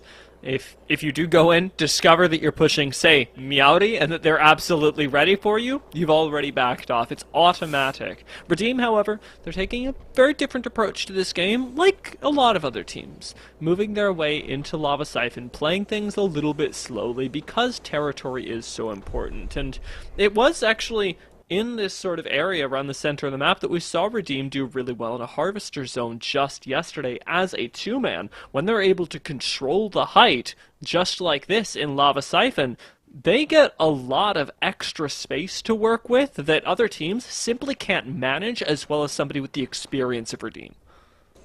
And with Zone 3 closing, this is a very good spot for Z Davis to hold. They just need to stay focused on this. As you take a look at another team that's in a pretty rough spot. I mean, they're going to have to skyward dive on out of here. Going on over towards the platform seems like the right play. They're inside of a Seer ult right now, so they need to be a little bit careful. Play this a little bit slow. Definitely need to keep control of this zip line to make sure nothing crazy is happening, but that's why you see the Seer coming through over here for Phobia. Very smart play. The Ryzen ult is going to be able to land, but they drop down and they give up the high ground, which is not an ideal situation. That's Slept On getting extremely aggressive and moving forward with double Seer ultimates. So Slept On's not messing around. They're playing hyper aggressive, and that's why Karma's going with this Pathfinder pick. But the fight is taking place also with Redeem, and they end up losing out on their spot that they were gatekeeping inside. Whoa, whoa, whoa, that is not something that I would have expected to happen. We'll have to tune in with the squad that just took them out in a moment to see what they're doing with that position. But as Slept On continue to clean up, Redeem aren't the only ones to go out. Bots are down as well, and Meowdy are starting to route around the outside of Lava Siphon. Thinking about making a push here. They do have the Seer all set up with the Gibby Bubble down, taking shots from afar. Makes them reconsider this decision and actually go to play the very, very low ground that I saw 100 Thieves popularize just months ago. Yeah, the low ground's always a really good spot. I mean, especially when you're playing the rocks over here. But Meowdy did this very similar in the Harvester ending where they were playing on the outside. They moved in, running late, ends up going out in 13th place. This is kind of the pace we were expecting, realistically. And after game one, it kind of continued to pick up the pace over and over again. Phobia with the shots, trying to land it, and he does get the 30-30 without a scope. Talk about 1 HP. Yeah, on a sliver of health, and he's not the only one. His Valkyrie goes down in the meantime. Unique, not quite able to cut it in the 1v2, and you really can't blame him, as Meowdy end up picking up a kill, a full thirst, and grabbing Garrett's banner. 0 marksmen are gone as well, and in 12th place, this isn't the performance that they are replicating from yesterday. It is now one that they are going to have to pick up in game 2, as they are relegated to the future of the preseason qualifiers, but no longer in this game. And I'm wondering if anyone had a mobile respawn beacon on their body, because you can see them checking the bags, and I don't know if the Moby is inside of the crafter, inside of the replicator today, so that could have been an option as they were going forward. But you can see Cody is in a decent spot with the meds, still has 4 batteries, has an ult excel. They should be able to gather a lot of information, because he could get 2 ults by the time this game ends, and that's how they can decide they want to maneuver around. Cody's done a great job, especially yesterday, checking where all these heartbeat scans, and we saw him continuously use the Havoc with a handful of different secondaries, whether that's the car or it's the Wingman. Doesn't have the turbocharger on it this time, but this seems to be his gun of choice. So we'll see what he's going to be able to do with this one. And again, we saw 2 teams as duos win yesterday. There is a respawn going down over towards their southwest. I don't think they recognize that. Might be able to make use of it. Meowdy are playing things very slow, very carefully right now, as they try desperately not to lose control of this game. Chatamus Prime, the squad that has taken Redeem's former position, now find themselves in a really nice spot, as we talked about earlier, one where they can exert a lot of control of the game, and they've made use of it. Red Evos on 2 of them, Adam and Slacken, looking really good should they choose to engage even further, and to think that they're still in the circle as well, to think that they've just spotted out a solo on their side. Adam goes for it, he's got the confidence of a man with a Car 301, and with double automatics, he's going to take out Sumo. Making easy work of Sumo right there, and the zone's continuing to pull over towards where they're at, and we're going to get a great look of where zone number 5 is going to be. This is a popular spot. Holding the high ground is completely the spot to be at, as Adam, the thermite, connects, but it doesn't really hit any of the players. It just kind of separates them in an AoE type of style. 2 knocks happening right there. Oh! Karma, Psycho, both down. 1 player remaining. It's going to be Bo and the slide coming through. Multiple teams in the area. 3 teams all stacked up on one another right there. And just like that, Slept On are out. We had this information, though, because of the Seer ults that went down. Anyone running Seer, and that includes Chatamus Prime in this situation, who threw that Seer ult down in the first place, knew exactly what was going on there. 4 squads all piled on top of each other, making that push would have killed most of them, and it's a surprise to me that Chatamus Prime is even alive right now, considering how chunked out Adam got during that push. For them, they refocus, however, and they still take height, albeit a little bit lower, as they think about making their next rotation. This little bit of the building off to the north will still be in zone, and they who own that will have a lot of safety as we approach zone 5. I would love to take a look at the map, because this fight, if we have about 10 seconds to take a look at that, we're going to be able to determine which teams are going to be coming out of the tunnel on over towards the side and who else remains, because this fight is going to take place here very shortly. But looks like Vera and the team over towards the northern side, they're going to have to deal with a decent amount over towards their east side, right? But they are in the zone and they're in prime position. The question is, are they getting there too early, as the whole southern side's about to get lit up? I really like what Who can do from here as well. We saw them rotate early on into Lava Siphon. They've got this RV uncontested, but they're going to have to contend with Stick Drift OP, who are valking in now from the north side directly into the center of the map. Where will they go? I don't think there's a safe place to land, and it's going to have to be a gamble for this duo who have no shields to land somewhere to get themselves an advantage. Still eating shots from behind. Sushi is barely alive, and Flinzar is going to be caught by the zone soon. No time to bat. Instead, playing the fence line on the inside. Miracle that Stick Drift OP are still alive, but Who are coming in as well. They've got to be careful. Great rotation coming through here. Basically genius to get on over towards this wall. They should be in. There should be a little sliver right behind this area, and there is. And I feel like when they look at the circles in Apex, all this is done on purpose. Great wingman shots as well from Flinzar. But I don't think they're going to be able to win this 2v3. I mean, the Thermite is landing, but it's just so tough when you're dealing with a Gibby in that instance. Great bubble from Vize, and they're going to be able to continue to loot up over here. But look at the power of the bubble. Without that bubble, they would not be able to charge. The stick comes in as well onto Zarkly. Fortunate for them, it's not the Arc Star of old, so they're just going to be able to heal right back up without virtually being taken down just by one grenade. Southpaw is going to get dropped as well, fully torqued with a great position over here towards the high ground. They've refocused from trying to take down Who earlier and now are looking down, but it's given Who the chance to reset. Yes, they're still under pressure, but already inside the now top 5 as underdogs are out. They've also got 5 kills to their name and are looking good as now they can take height, they can gatekeep, they can essentially eliminate one other squad by sitting right here and still have a really strong side of the ring. They'll have to play careful, but Who still have maintained a power position by avoiding the attention of everyone else. This is always one of the spots to come out, and 100 Thieves loves coming out from this angle. Liquid loves coming out from this angle. Taking control of the train tracks in this platform is so crucial. You can see how easy it is to kind of pick these players apart. Looking for the shots through the steps right there. Scissors lining it up, but he's going to take some damage on over towards the side. They have this interception pylon from an enemy team too, so that's going to be very useful for them. But this is the fight they need to focus on. I mean, the teams down below, that's the team that's going to be in a great spot compared to the teams down low. But right now, Who needs to worry about being pinched? And this is going to be a very interesting situation. Again, with that interception pylon, that's buying them some serious time. There goes the head glitch. There goes the bubble as well. Vize's bubbles have been extremely well placed. Scissors may even look to throw some armor swaps in here. I like that they trade off the shield bats, knowing that loot is going to be everything. That ability to fast heal as Jita come around the side. They've got an excellent angle, especially on who as you mentioned earlier, are pinched, and an great Newcastle wall as well. Puts them in a position to dominate this lobby. They've essentially got an RV of their own, but the bullets are flying in, and God knows how long this wall will last. Your free XP goes down, and the team on the low ground cannot be long for the world. Fully torqued are eliminated, and it's a 3v3 between Hida and Who. Already one down. Scissors needing desperately to bat, and Wave taking just a second to reset, helped by that bubble. The ever-present power of that bubble that has saved Who again and again as they wipe the floor with the lobby and take game 1. The power of Gibby. I mean, when you have someone as talented as Scissors on Loba in your team, and then you have this placement from Vize, everything coming together. Wave with an aggressive play on top of the Valkyrie there. Unfortunately, while the Newcastle wall was well placed, it wasn't far enough. They needed to put it just a little bit farther, a little bit closer to that truck.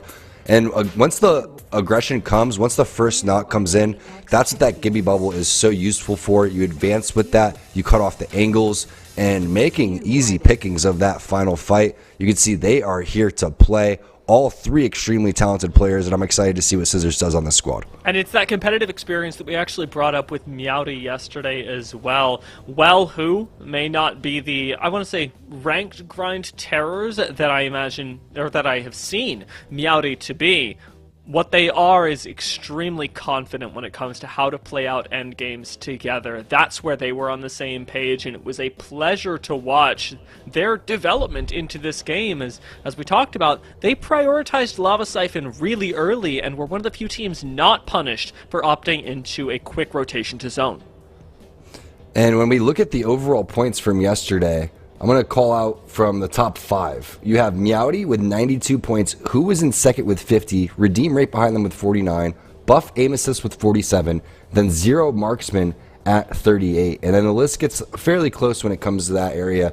That was your top 5 from yesterday. So still pretty consistent. And again, we're still waiting for Team Slept On to kind of get it going over here. They were 17th yesterday. This is the team that was second in the qualifiers 2 days ago.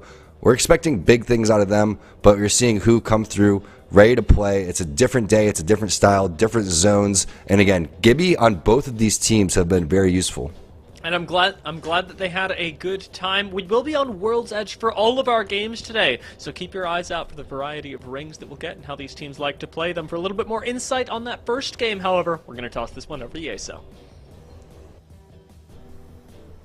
To quickly address that kind of last point that T-Squared made, Slept On seemingly still asleep so far in these qualifiers, because they are a team that I myself as well had high expectations for coming into the qualifiers, especially with their performance to finish off those Pro League quals this past weekend, as well as they're a team that performed really well in like the rewired qualifiers as well. Like they're going to Arkansas for that event next week. So this is a team that has been looking really good as of late, but they've struggled so far, at least last night and so far here tonight. But it's only one game in, still plenty to play, still 14 games standing between us and figuring out who's going to qualify for next season, so there's opportunity there as well. But let's talk about who they are, our winners here in game number 1, and of course Scissor's a very familiar face to us here at Esports Arena. They finished with 5 kills that game, led by Vizay. Vizay with having a wonderful performance, full 100% kill participation for the team,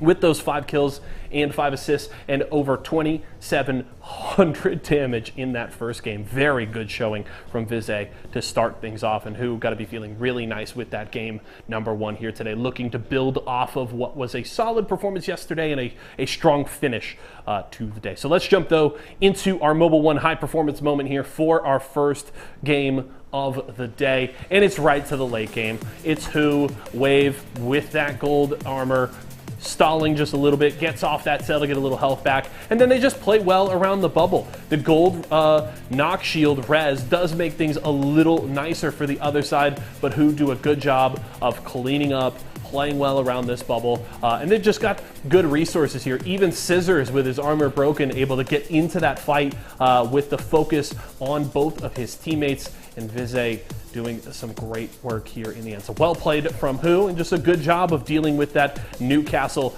going for that cheeky little res here. They get the good damage out that they need and win this fight very handily to clean up those last 3 KP and take the dub here in game number 1. So well played there from who, and we'll have high expectations for them the rest of today. We're going to go to a quick break. When we come back, T-Squared and Dia will check in with our Mobile One leaderboard and get you ready for game 2.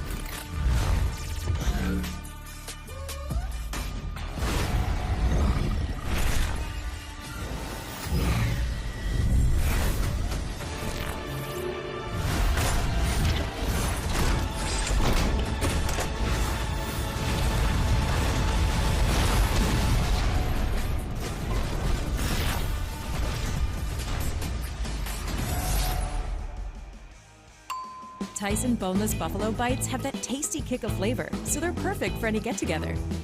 If there are any left when your guests arrive. Tyson Anytizers Chicken. More kicks of flavor, more smiling snackers, more to love. Tyson.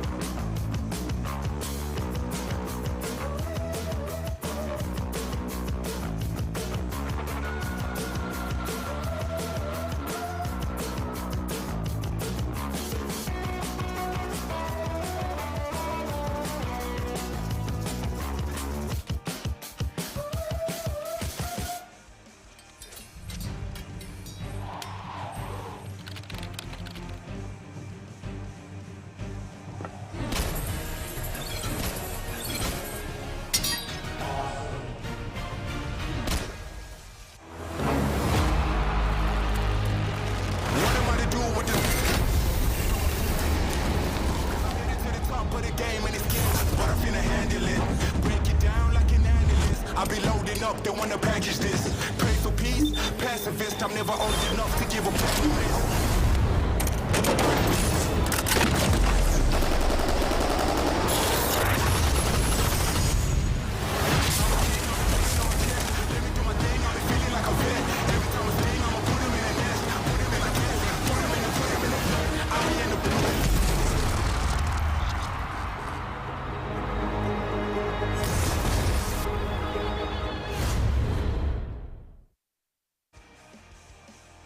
One game in the books, and with who having a much better performance than they did yesterday already, I'm excited to see how much further they can climb. Before we get there, though, let's take a look at how far they got just that game. The Mobile One leaderboards that hold all of the most valuable information, most notably the 22 points for who.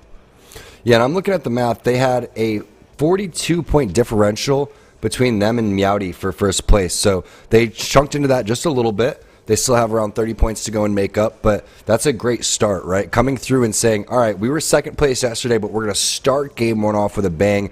That's the pressure you need to add into Meowdy, and we're going to start to see what Meowdy's made of now, because they played out of their mind yesterday. But to be fair, Dia, the way they took that first team fight, even though they won it in Lava City, you're expecting that team, Team Icy, haven't really heard of them that much, and they're here for a reason. They're a solid squad, but when you looked at them fighting, you're like, oh, are they fighting against who? They're cleaning up team fights yesterday a lot quicker than they were right there. Granted, it was a bad angle to go from, the way Icy played that was virtually perfect. Once the defensive bombardment came down into the smaller building, they all skedaddled, and instead of going inside of that particular building, which is what they wanted them to do, on the Meowdy side, they went to the high ground building. And whenever you have to go and push up that hill and going over towards the high ground, it makes that fight that much more difficult. So, granted, they did win that fight. I just think that they were mopping teams yesterday. They were coming through and playing really solid. They lost a player fairly early, but now the pressure's on them once they see that who's performing.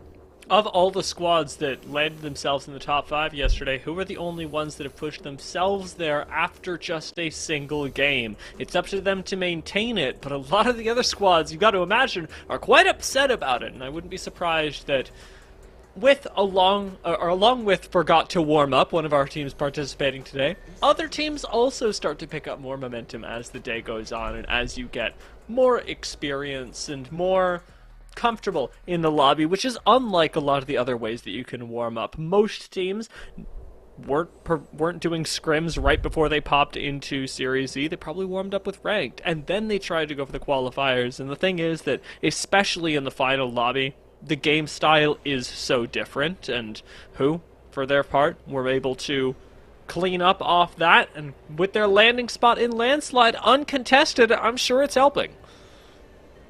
Yeah, Landslide, a very viable spot to go and land. We've seen teams like ESA land out over here. We've seen Tripods land over here, and they've moved now on over towards Skyhook. So this is a quick spot to go and just get your loot and get on out of there. And especially with Loba, Loba's able to cover this entire POI by herself. We know how fast that Loba ultimate comes up, so if you're missing anything, you also make your way on over towards that Volt side too if you wanted to end up going and trying to get that Volt key, or using Loba to make your way in there as well. As we see the fight happening on the Overlook side, looks like Stick Drift OP. Jeez, I got it now. And Zero Marksman going at it. There are persipacity of yesterday, and for right now, Zero Marksman, they've got the better end of this deal. A lot of ways pushed a little too far forward, where the door was just a little bit too powerful. I will say, doors are quite strong in this game, and Zero Marksman took full advantage of that already on the move with a very nice quick flick on the PK for a lot of damage. Sushi HD goes down, and that should be the wipe for Zero Marksman, since there's not a whole lot of space to run in Overlook.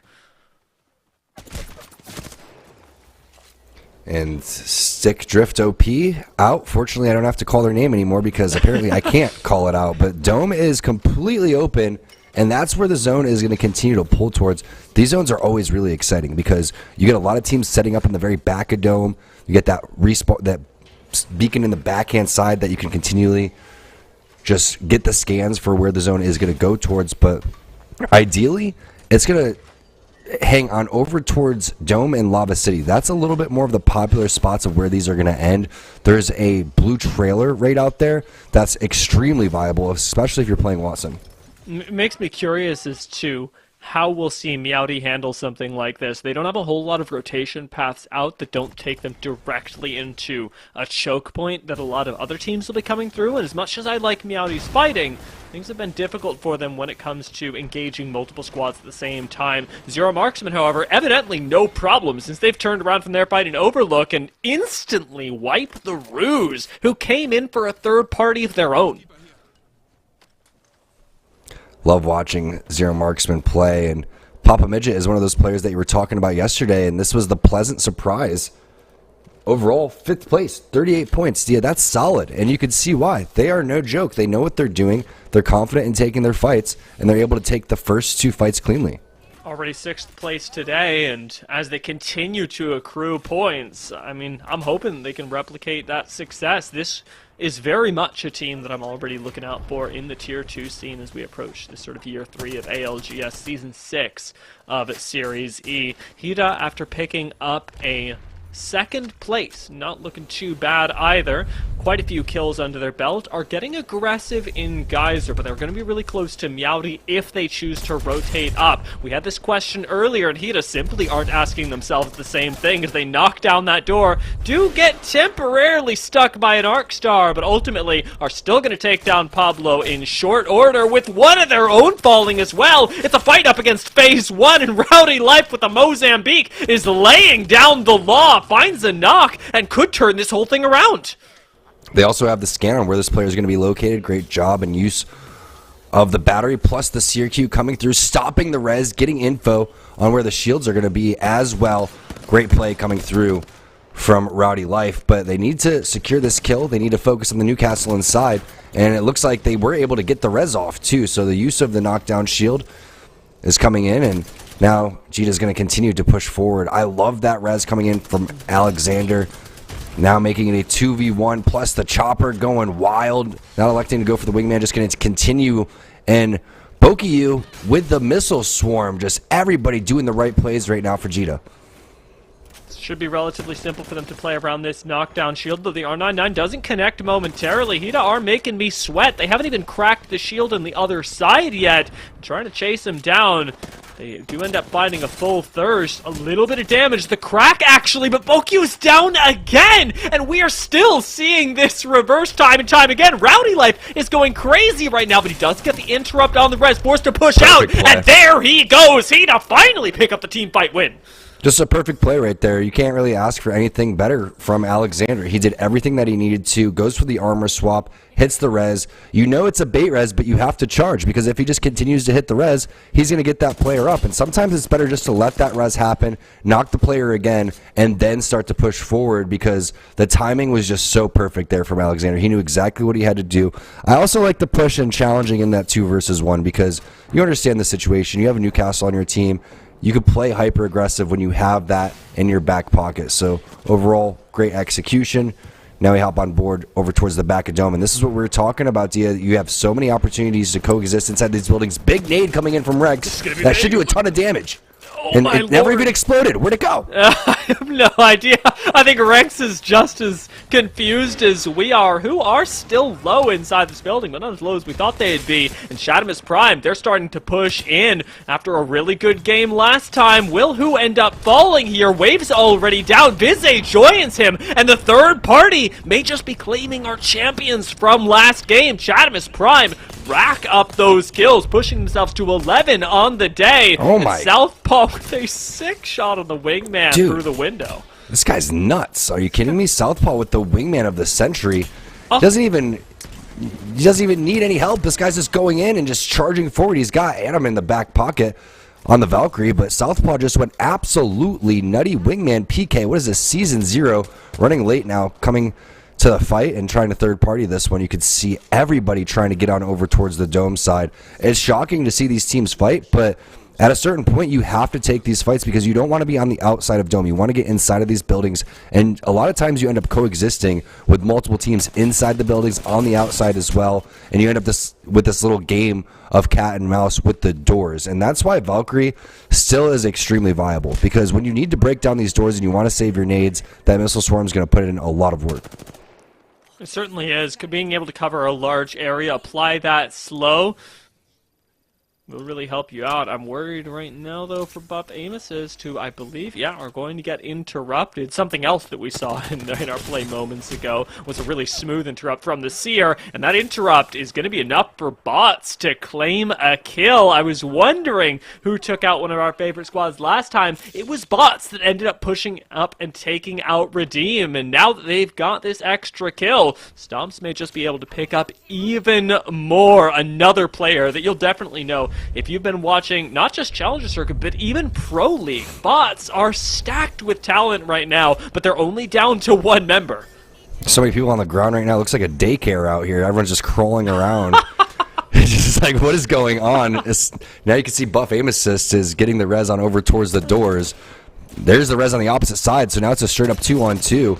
And great job by Stomps just to kind of gather himself, re-heal, and a nice job of even trading out on the backhand side. Machin gets taken down. The res came through. He was buying some time to get Key back up, but now everyone's fairly weak, and there is the push from the rest of the players. It's only a matter of time before they shut him down, and the bots taking down Buff Aim Assist.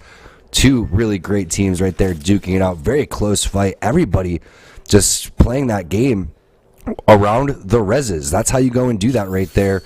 And a smart play to crawl down towards the very bottom side so they didn't have the call out on where they were. So bots able to get the respawn right here onto JQ. Plenty of loot to go around, plus the zone isn't that far. Revival Games GG also being taken out in the kill feed is Cody with the Havoc again, Dia. He has the Havoc. Look out. Oh, of course he does. Of course he does. The crafting rotation for this guy is just too strong this season. Bots are going to have to worry about that a little bit later on. But as Cody starts getting going, I gotta wonder, is this the game where Meowdy have warmed up? It's the question that we're going to be asking ourselves all day. And it's an interesting question that we have answered now as to how they're going to actually play out a ring like this. And they are, evidently, comfortable playing zone. They started in Lava Siphon. They're going to be finishing in Lava Siphon until the ring pulls them out. Yeah, they're going to be in a pretty good spot over here, but you also have the team that just came from the Geyser side, and they're taking that low ground. So we've already seen Meowdy take a fight over towards Lava City, and now they're preparing to potentially fight again. You saw on that mini-map there was a team on the opposite side over here, so it's a matter of, do they want to take this fight? Will they expect a third party to come? Understanding that they do have the Crafter at their disposal if they want to go and use that one. And it's going to be Gita just chilling with the Charge Rifle Spitfire Toxic. And it's right after they've come down from melting phase 1 up in Geyser. I wouldn't be surprised if a Valcult helped them out. Over here in Lava City, they want access to this crafter, but they can't quite get it. And even now, with the charge rifle, got a bit out-traded for a second. Alexander using that mobile shield for a little bit of extra cover. Hira may just be buying some time, though, since they've got to focus more on the rings ahead of them. Back.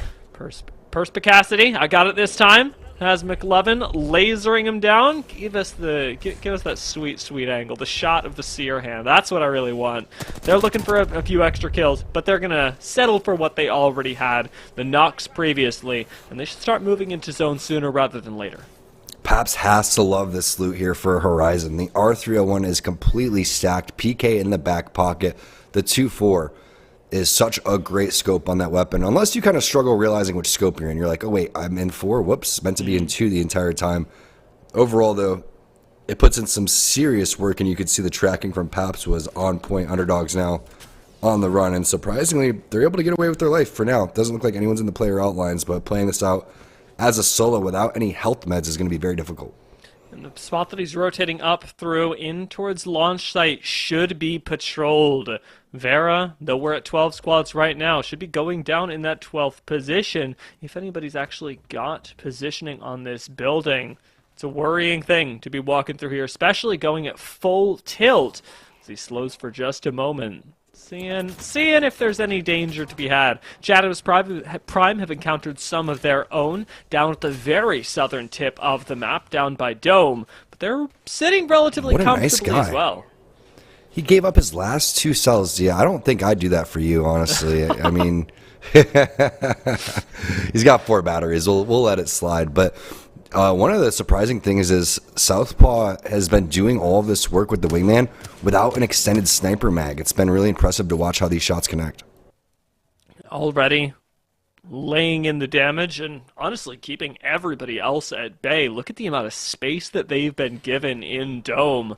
For a team to get this, they don't just have to walk into position, they really do have to earn it, as Dome especially is a place where a lot of people do enjoy fighting and getting really aggressive. Running late, one of the squads that are expected to be taking that to the next level today. We've lost out on underdogs though, and since we're at 10 squads, running late may start to get that confidence very soon, and maybe take a few fights, especially as they're forced to exit Dome. Meowdy go low in their own fight over by Lava City, no doubt up against Hida, as Prob Garrett takes a bat and pops up to the top floor. He's going to start laying the Peacekeeper shops. Goes down, but he's done his work. Slept on are the team that they're fighting up against. And this is a 3v3 I'm invested in. Psycho is going to go, in fact, crazy, but not crazy enough as he jumps down this stairwell and still gets taken down by Meowdy. Meowdy taking that team fight to him. Great defensive bombardment, forcing everybody inside of the top of the stairwell. Great peak shots coming in from everybody. Here comes the third party, but the resets have come through. The armor swaps are there, and they're just not in time to go and force this one. I mean, unless McLovin does something absolutely crazy, Dalton's going to get insane. There goes the ult. I love that play to go over towards the roof from both players. Pap sends it. You see the arc star coming through. The plays are looking clean. What a play from Dalton using the jetpack to get on over towards the roof, and Meowdy getting eliminated. I thought that they were going to be a little bit slow to that third party, but to be honest, I think once they got the armor swaps, someone didn't fully heal their armor, probably because they didn't want a blue armor in some sort of instance. Sometimes you just got to take that blue armor and re-heal up your health meds and then reset. Either way, great job going in for that third party. Even if it was a third party, just taking a look at that fight objectively, if you tell me yesterday that Perspicacity are going to be able to walk into Lava City and wipe Meowdy in under 30 seconds, I simply don't believe you. And watching them do that today says volumes about what they've taken away from yesterday's games, from the experience that they've gained in the open qualifiers. Well, they've still got to look forward. Well, there is still 7 squads ahead of them before their victory. Perspicacity are going to be a team to look out for, especially if they keep layering in plays like that. Bots, definitely another squad to keep an eye on, especially since they've got this power position outside of Dome. Yeah, Perspicacity was 13th yesterday with 20 points overall. So, a decent amount of points for 5 games. Keep in mind, it's only 5 games. That's why 92 from Meowdy is that much more impressive. But when you say less than 30 seconds, I mean, that fight was almost 10 seconds long. It was 10 to 15 seconds long. So that is just as clean as it gets. The double push onto the roof, and they got a little bit separated for a second. But once that Seer ultimate came through, that reminds me of what Meowdy does so well. Again, it's an order of operations of how you need to use your utility to continue to advance. And sometimes you don't even have time to talk about that. The push is coming through, and they're getting even more aggressive. McLovin with the car coming through, forgot to warm up, going down, and they are looking solid right now. 7th place, 13 points inside of the blue trailer. This is the blue trailer that I was talking about earlier, Dia. Perspicacity are so crazy right now, and since they've got this position that you talked about earlier, I mean, you said it yourself, blue trailer is a god spot when it comes to this end game, and they've just got to hope that the zone continues to pull towards them and not further to the south. This is an entirely different team than we saw yesterday, though, and I have no doubt that they can keep this going, especially when they've shown us 2 back-to-back plays like that. Bots, on the other hand, setting up still outside of Dome, have got to worry about the ring themselves and maybe just contesting that blue trailer, especially if Stumps gets caught out. He's on the Seer, and a single bad angle for Seer can mean the end of his life. JQ with the R301 3X over here. Perfect range for the 3X too. That kind of medium range. Not really that close. Z Davis getting eliminated in 7th place, but look at the spray from JQ. Just continuing to use this head glitch on over towards the rock and the eggshell. The nade pushing him over towards the right side, and that's the Seer Q coming in from Stomp. Stomp doesn't even want to heal. They're just going to full send. The Seer ultimate coming through. Horizon taken to the flight, but great job of tap strafing in the air and surviving as long as possible. Surprisingly, they don't find the Horizon knock, and they're going to have to reset over here, and yeah, they have to move in 45 seconds. There's just a few too many angles for Perspicacity. I don't feel comfortable pushing this as bots, but their call seems to be different. Their angle is to take this fight, knowing that they're isolated and Paps is down. Taking 2 engagements in a war on 2 fronts never has gone well. Bots get the opportunity to push up, but they lose JQ in the process. Oh my. They lose another. There is no way Perspicacity are turning this around right now. McLovin's got the angles, especially with that Seer passive, and he's found so much damage in the air that with Dalt having the shield swap, they could take this fight. Yeah, they need to double team this player immediately, and bots going down. There goes the push from Lightstar Joe with the Arcstar. Dalton's going to need that knockdown shield, but it's multiple collapses from different angles. And with the zone closing in, you just don't think they're going to be able to survive. Huge Arcstar on over towards the door. The armor swept there for Poised. But they need to start moving. This is not looking good. He's going to try to grab 1 medkit along the way, maybe some extra cells, but the damage has already been done. It took a little too long to go and clear that player out, and now the push inside of the lava. I mean, you're running directly into multiple teams over here. It's not going to end well. Oh, we've all been there. We have all been there where you have to take the suboptimal play. You have to bet that people like Ava aren't in the game to call you on it. But Ava was there, and Poi is down. Not much to do now is running late. They've got complete control over this building they claimed extraordinarily early. Like Sarjo is going to take a few ticks to the zone, but is plenty healthy even in a zone that does as much damage as this to be able to keep going. With running late, having the position that they do, with only 1 person, I believe, on their roof. They will have to push into the open, but it's absolutely doable, especially with the aggressive comp that we said they had earlier. Yeah, and unfortunate for them, the kills happen outside of the zone, so they're not able to go back on over towards that loot. But Southpaw is continuing to heat up with the wingman, dropping Alexander from Gita. So now you're in a 3-on-3-on-2 situation. You can see the duo on over towards the side. Chatamus Prime has been looking solid towards the back of Dome. I mean, when you anticipate setting up here as long as they have, you don't think that they would get that many kills, but they've been fantastic in the way that they've been able to execute, and Southpaw really making a name for himself as one of the better wingman players that we have here. It's just, it has been playing incredibly smoothly today. And since they've got what was a really nice roof position, the fact that they've given it up says a lot. Chatamus Prime have had their pick of the litter. They've already been doing really well. 7 kills to their name, right behind where Perspicacity were when they eventually went out, and now they're in the top 3. As this round starts to close, Southpaw is going to be able to be the one to determine the pace of the rest of these engagements, and they are looking straight at running late. Adam hoping for the single fry that would open up this engagement. It's going to be a Horizon push on over towards the side, and great execution. They're even getting help from Blake on the backhand side from Team Gita, but Chatamus Prime with a fantastic Seer ultimate right there. You're just going to get so much knowledge, and now it is on. You're just going to have to deal with a couple of solos and some duos. Look how weak everybody is as well. Chatamus Prime now taking game number 2. Wow. Southpaw, impressive play all the way through. Adam with the angle on top of the stairs. Execution on fleek out here for these guys. It was so textbook. I mean, you've talked about the order of operations that we've seen Meowdy take in the mid-game with their fights, and we got to see this a little bit yesterday, but as you've identified so frequently in these late games, it's most important that you make yourself not the target of that final push, and Chatamus Prime really did that by playing to their namesake. They played like Shads. They just walked up to the door and said, we're going to push you. Want to bet?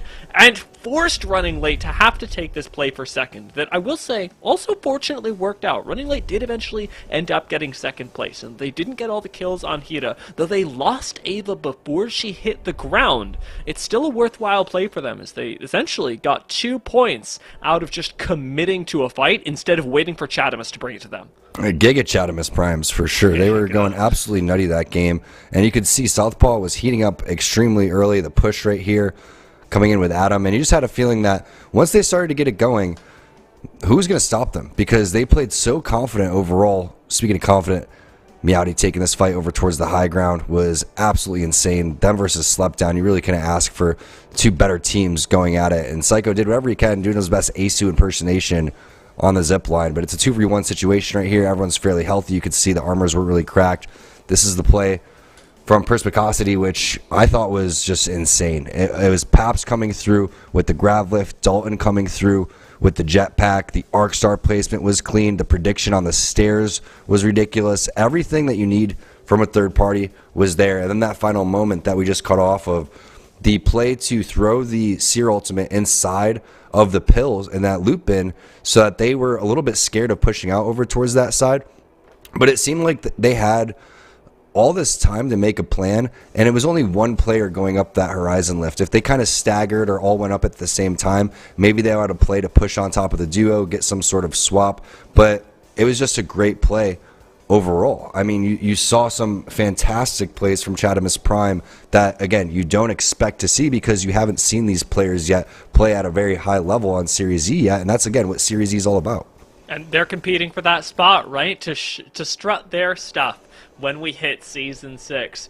As who won Game 1 and then fell early in Game 2. We'll see if Chadamus Prime can right that wrong and after picking up their win, keep up the streak as we move into Game 3 right after we hear from Yeso.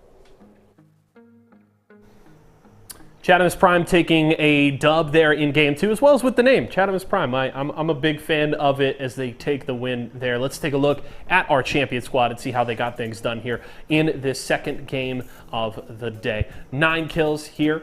Adium leading the way there with 6 of their own. Good damage across the board from everybody, so just a really solid team effort here from Chadamus Prime as they take that win. And as Dia just there aptly mentioned, with who going out early, keeps things very open here going into the third game of the day. Should mean that there's not a huge gap for those squads kind of between 5th to 15th to make up some quick ground and quickly challenge for the top of the table here tonight. So we'll have to see how things shake out on that front. Of course, we'll check in with our Mobile 1 leaderboard when we go back to T-Squared and Dia here momentarily. But before we do that, we have to take a look at our Mobile 1 high performance moment here for this second game of the day. And it is this chaotic fight over in Lava City, and it's this wonderful setup with the arc star there to set up for the knock. And you heard T-Squared complimenting Dalton already, the tracking on the stairs and wiping out Meowdy. And we also saw a really good highlight of the Meowdy and Slept on fight that Meowdy did such a good job in, but I'm not even going to try to say the team name. Perspicacity, okay, as production pops into my ear, thank you so much.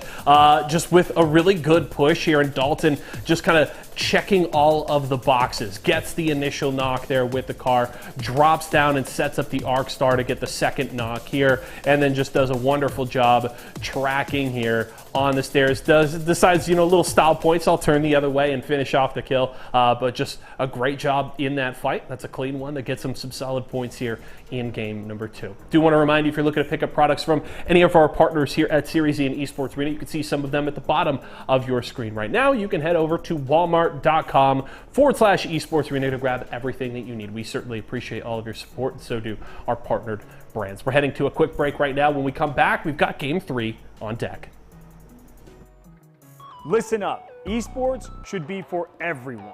That's why Esports Arena's launched our own tournament series called Player vs. Everyone, where you get to compete at multiple different titles, multiple different locations, whenever you want. Just watch this and check it out. I believe we have the best Apex Legends PvE player. Oh, I think he's supposed to break in the record.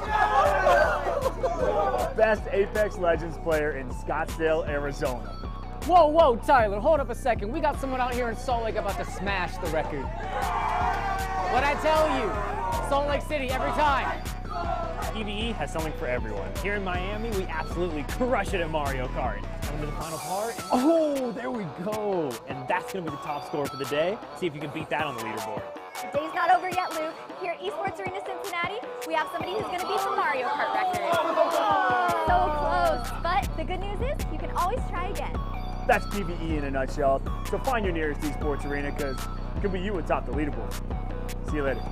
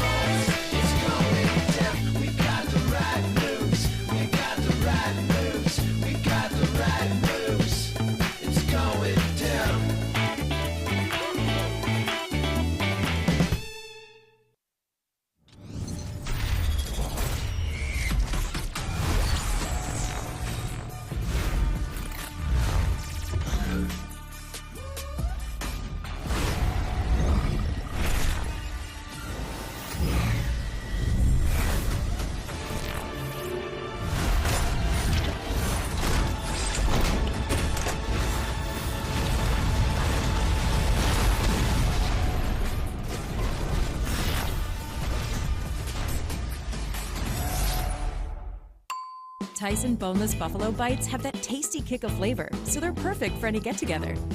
If there are any left when your guests arrive. Tyson Anytizers Chicken.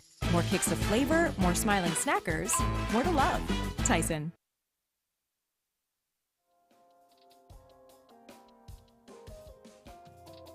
Qualifiers, where we have just finished up the second game of the day and are moving on to our third of 5. And before we do, we got to take a look at those Mobile 1 leaderboards to see where everyone landed up. Chadamus Prime taking that Giga Chad move up to the top place.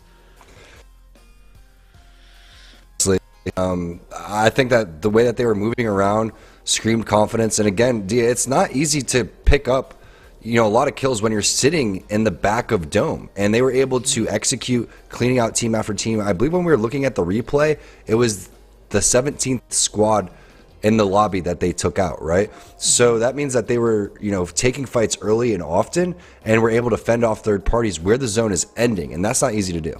I mean, Hira, however, I want to call out with their second placement inside the top 3 today. So, of all of the squads that have placed in top 3, top 5, they have been the most consistent. Even who, after their win in Game 1, didn't actually manage to pick up any points going into this game, and that was surprising. Running late, however, another team to call out, also had a good performance, and despite the fact they haven't won, they have pushed themselves into top 5 with a good amount of KP that game, and certainly the right amount of placement, with a nice play for second place.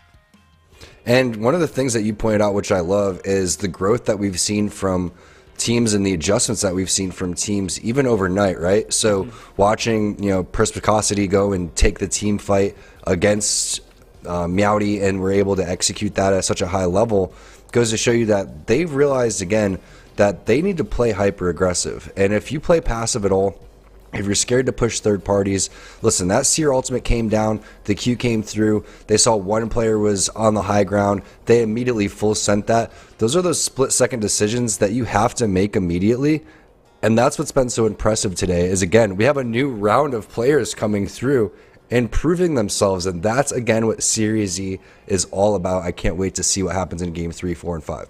I mean, yeah, you talked about those isolations, and so many of our squads that are able to succeed do it like that. Chadamus Prime taking down Ava in the final ring instantly. Perspicacity getting their Horizon caught on a simple flank while bots lasered them down from the sky. And as much as we talked about the importance of Horizon going into today, we've also seen Horizon's be the beginning of the end for a lot of teams. With that ability to take to the skies, you also become a target, and being able to manage when you actually make yourself a vertical signal in the air has been the difference between the teams that are succeeding and not. Yeah, that's a great point. Also just making sure that you are all on the same page of what your team needs to do.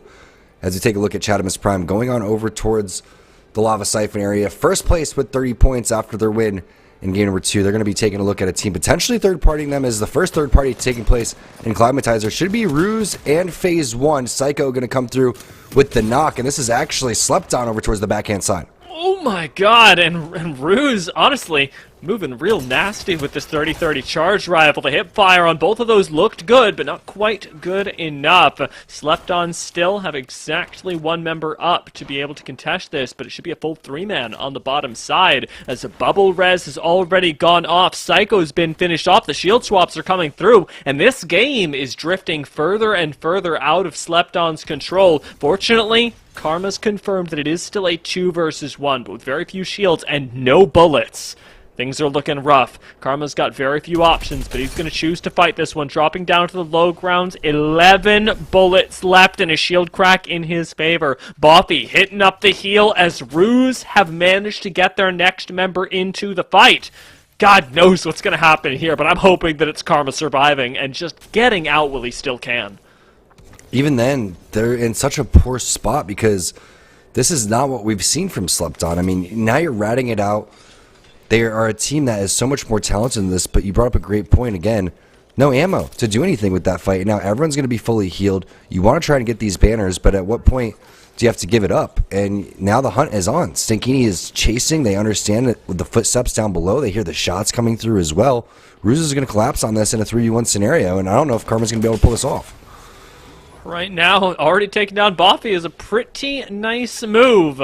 It's not nice enough, not just yet. Stanky, unfortunately, on the low ground, isn't going to have a lot of access to this fight. Instead, he's getting beamed from afar. No way is he down. No way is Slept On doing this. He's got ammunition now, and Karma ends up switching places vertically, but he's going to lose the banners very soon, and he's got to wrap this fight up. He somehow turns it around. Karma is crazy, and Ruse are out. I jinxed it. The caster curse in reverse, though. Could it have been on purpose? I don't know. But Karma with the nasty 3v1. Unfortunately for Stankini, as soon as he fell on the ground, you just had a feeling maybe he could pull this one off. And Karma doing the exact plays that he needed to. All he needed was some ammo. Their idea, he just needed to go back, get that alternator, put that thing to work. The Volt alternator. Nasty play from Karma. Talk about a Mobile One high-performance moment. Slept On. Maybe that's the momentum that they needed right there, because that is the type of plays you expect from this team. Now, as they gathered that momentum in the form of KP, they have still lost it in the form of a player that permanently will not be able to access this game. 2 people left for this squad as the res comes in. It's going to be Karma and Boat, or as you may know them, Goat from previous seasons, pushing forward. I look forward to seeing how much they'll be able to do, but as a 2-man, in a day that Slept On have already had trouble in, that play might also just be a beacon in an otherwise very dark night. Icy, for their part, have also had a difficult time today, and while they're playing things slow, they're also surrounded, and with Example healing up, they've got to make their way out of the south end of the map and start thinking about how they'll move up towards Epicenter with the ring already closing. This is the similar standoff that we've seen in the past from Meowdy. They seem to get stuck a little bit on the slow ground off of the rotation over here, but they've fought through it numerous times and mainly just waiting for their defensive bombardment to come up to you. You could see it's a sliver away from being able to come up, 82%. You know, that's about 20-30 seconds, so they can just slow this down, force teams off the high ground, and that's the order of operations we've seen with them before. R301, EVA 8, it's the gold R301 as well. This should be able to put in some serious work. Garrett's so crazy, actually. The amount of damage that he did versus what he received just speaks volumes to how good this player is, how often he's been playing, and specifically in ranked lobbies where damage like that really does matter. It's going to start stacking up here as well. Meowdy are making a concentrated play, and I like that they're patient enough to wait for this seer. Oh, look what else they're waiting for. A defensive bombardment to be able to clear out the team above them. Something that Prob Garrett will be able to make really good use of, available in just the next 10 seconds. Yeah, he's going to yeet a Skynade coming through over here. Defensive bombardment is going to be next. Just toss that one inside of the door. That's perfect. And then you could just bubble forward inside of this train track if you wanted to. And they're going to continue to add the pressure. Cracks coming through. That's what they were looking for. Awesome try hard. And Cody going to push up onto Ghetto. There goes the grab lift as well. Garrett's trying to find where these players are located. They're a little bit split. The EVA 8, not the ideal shotgun for a Gibby, but it doesn't really matter. Just turning around and icing, icy, bubble res. Again, when you look at how they use their utility, everything is well timed. Cody understands that if I toss my ultimate in time, we're still going to have enough time to get that defensive bombardment back. Awesome Tryhard still has his grab lift and his and his black hole available. Everything just coming into unison there, and that's what they're so good at. These team fights are just so clean. Again, you are playing on the low ground. It's not easy to push up on over towards the high ground. How do you do it? Exactly how they did right there. Perfect execution from Meowdy. I'm glad that we got to see them pull it off as well, with Redeem starting to make their way up over the hill towards the previous position of Slept On. I wonder if we'll get some more clean team fighting. It hasn't been Redeem's calling card today, but certainly has in the past, and they could join the likes of Slept On and Meowdy in this third game of the day. We're just passing that halfway point, and unfortunately, Phase 1 are missing one now, with Moonshine claiming a kill on the Valk. Zero marksman. They are looking for blood, and are certainly going to find it. R301 in hand. He gets a little bit confuzzled, a little bit lost in the sauce, and Papa Midget loses control for a moment. Moonshine's still pushing up though, and with these ordinances buying his team a lot of space, burn damage is ticking, and it's going to be a full thirst. See what they can do with this. It is still a 2v2, and Moonshine's missing a lot of HP. Comes around the side, has that. Eva is literally hitting a box in his confusion. Things are slipping out of Zero Marksman's control, and the Eva isn't enough as Rowdy Life peeks him, takes him out, thirsts his teammate, and leaves Bosky the only one alive on what I believe is a third party incoming. This has gone out of control for Zero Marksman. They're gone, and who are here to clean up the scraps? Yeah, Scissors coming in, doing cleanup. We also saw a pretty interesting play. If you punch the death box and it doesn't have a full armor in it, if you punch it, it refills the armor, Dia. I'm not quite sure if you knew that. No, I'm just kidding. That's not how that works. But imagine you're just angry at the box not having a swap. You punch it and it just brings in all the loot that you need. Speaking of all the loot you need, there you go. Black Market Boutique coming in for Scissors. And they're going to sit back towards the tail end of Overlook. Would love to take a look at the map and find out where everyone's kind of posturing up right now and where the rotations and fights are going to take place. Looks like a couple teams posturing over towards the Overlook side, anticipating the zone coming through over there. On the northern side, you can see Team Redeem maybe about to meet up with a team as well. And then we know that the rotation coming over towards the very southeast side from Lava City is going to be where Meowdy comes from. But with everybody setting up on over towards Overlook, you have a feeling that this is where the zone is going to pull.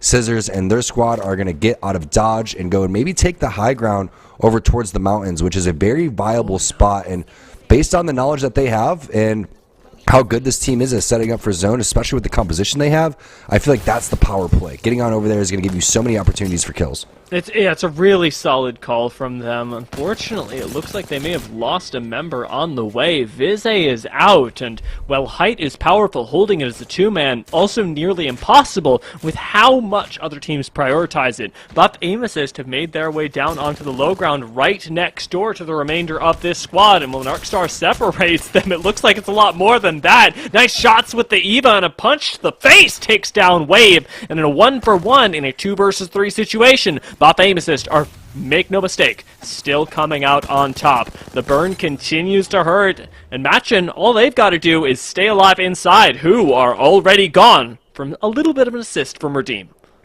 Yeah, who ends up taking the aggressive play to go on over towards the train tracks? I thought they were going to push on over towards the high ground and try to play the mountainside, but when you fully send it like that and you get shot at from multiple teams, sometimes you're in a little bit of a predicament.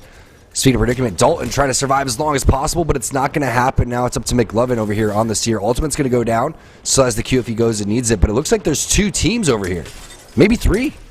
Soon to be whittled down, I'm sure. Perspicacity pushing up, eat the Arc Star, and McLovin's forced to take a step back, even though it's just the slow, not too much damage on him. Paps is healing as well, and since they've got the banner, they're going to take this moment to disengage from this cluster of teams running late, joining the party, not quite able to access that highest of the verticalities, but still playing things slow around the outside of this building and waiting for their time to shine. Seer ult's expired, and now they've got a whole lot less information to work with. Yeah, running late coming in with this clean third party, but now we're seeing the first fuse coming in for underdogs. Exciting to go and watch. We've seen Zeratricky busted out in the past. We've seen a handful of players like Reps coming through with TSM and their new aggressive composition. Fuse a very viable legend, especially look at this 6 Arc Stars, 2 nades, 4 thermites. Are you kidding me? Oh my lord. You've just got to find a team trapped in a corner, and, well, there you go. The underdogs, unfortunately, are trapped in a corner themselves, which does make me worry for where these thermites will end up going. The underdogs, for the moment, are playing things really safe, and that's not going to have to change too soon. What worries me is how on earth they're going to get out of here, as the zone is going to pull them away in the next minute, and nobody from all the fragment really wants to be the first to move, since there's so much open space between you and Epicenter. The Scout with the 1-2X, not the ideal scope coming through, but the skin is looking clean. I love that skin for the Scout. Most likely going to be a Skyward Dive here coming up very shortly, and I'm going to have to find a good spot to go and do that one again without Seer. That's where the pings are going down into the back of the building. Good job from underdogs understanding the situation.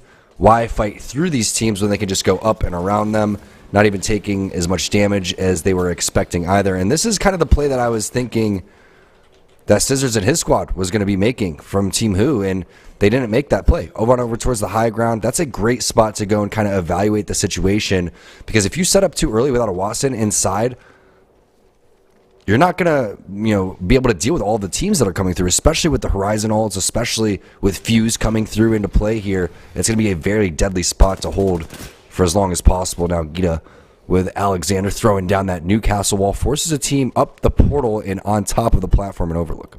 I like that portal. It's a nice creative play to be able to check things out without risking too much. Gita are going to be a team that I have my eyes on as well, especially given their performances in the first 2 games. Top 3 both times, our most consistently placing squad of the evening, and they've got a spot that's going to age really well, at least for this next ring, and possibly the further one, giving them access to a lot of safety because, I mean, look around them. There's simply no sight lines to shoot at these guys from. You have to push, and pushing into Watson, not going to be fun. Gita get next placement, next ring, essentially for free. We've got to hope that they can convert on that later on. Running late, actually pushing somebody into Gita right now. So as they run into that tunnel, I am not too happy for Perspicacity, who were just taken out, meaning the unfortunate end of the Watson fence on the inside. Nice job by Lightstar Joe to stay alive. Absolutely 1 HP. We've seen that happen over and over again. That's why it's crucial to fully heal throughout all of these situations. Meowdy putting in some good long-range damage. Flatline car for awesome tryhard. Double automatic weapons for when you're going up. That grab lift is going to be key. Speaking of key, he's going to be able to drop Karma and Boat. So Slept On getting eliminated. Great 3v1 from Karma, but they do not get rewarded with the placement points that they were hoping for. But again, once they see that fight that takes place, I really feel like that's the momentum boost that they needed to see throughout this qualification process to get the juices flowing. As you see Awesome Tryhard with that 3x, putting in some serious work on that Overlook side. Zone is moving. Again, this is a Valkyrie-less team, so we've seen some crazy rotations from them before, especially on the backhand side of Tree, making their way down. And it started with this man right here, and a very similar play of taking to the sky. Awesome Tryhard's got the angles, but he doesn't have that flesh damage just yet. Cody instead is the one to find it and forces a bubble in the meantime. It's difficult to push Gibraltar if you don't have a Gibraltar, but guess what? Meowdy certainly do. Defensive bombardment holding the other squad in place as well. Skynade's coming down, and with Awesome Tryhard having the second bubble, the fight is forced to come to them. Cody's down, but Meowdy still have the advantage. They take out Forgot to warm up and don't have that bubble for a res on Cody, so they have to hope they're not being shot at from a far. This is a very difficult reset for Meowdy, but it's a clean fight that they took in the meantime. Running late are starting to push up. Hava going low, taking a moment to reset, not wanting to end up like last game. Already 3 kills for running late, and they're doing well. They want more placements. They want more in this lobby that they missed out on yesterday. Second bubble's in, though. That res is happening, and can running late get there in time? In comes the interrupt. Thank God for Light Star Joe, and Avali gets to pop in here and clean things up with the PK. Not thank God for Seer. Please don't say that. I mean, that was great bubble play, but you know what? Countered by the Q, and hey, that's why everyone's playing Seer. You could see the power of that right there. You would have been forced into a situation that was extremely tight.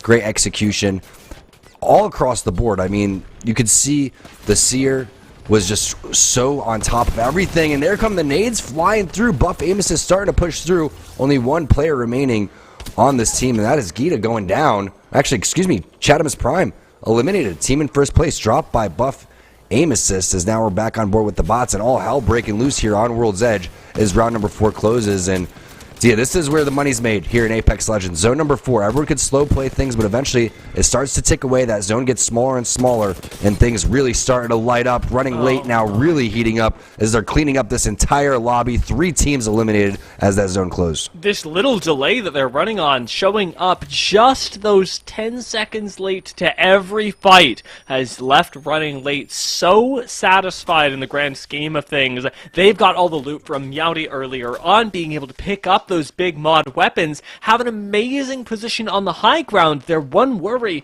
has to be that this height, not in the next zone. There is one train cart left, and it's the train cart that has claimed so many lives so far, taking out Chatham's Prime most recently and putting an end to Southpaw's movement.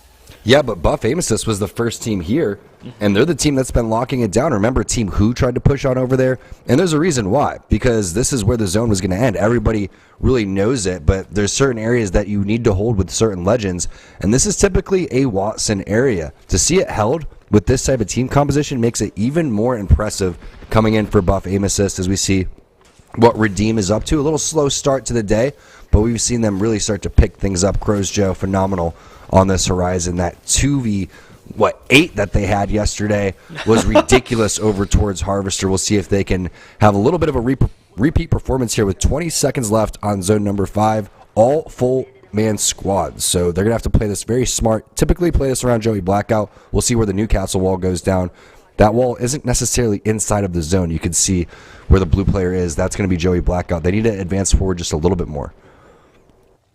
Hopefully they're able to close that with Stick Drift OP right next door to them. Redeem have identified successfully that this is the team that poses the biggest threat, and a nicely placed Thermite could just stop all of that. There's already one there. We saw this play happen yesterday with a gravity lift to block the exit, but it doesn't quite go inside, and Crojo has overstayed his welcome, getting shot at from the other end. Instead, gravity lift provides a lot of ways, a way out and up, taking him out with the Newcastle shield, and Crojo is forced back, still alive, but just barely. Stick Drift OP want to push this so bad. A lot of ways has got to heal up, and they're eating missile swarms and arc stars. Everything is stagnated off of what should have been one of these teams, one of these players going down. Stick Drift OP, they hold it all in the balance, and this Newcastle wall is just enough. Running late have committed to the low ground, though, into that cursed train cart, and they go down to Buff Aim Assist, who still hold the low ground.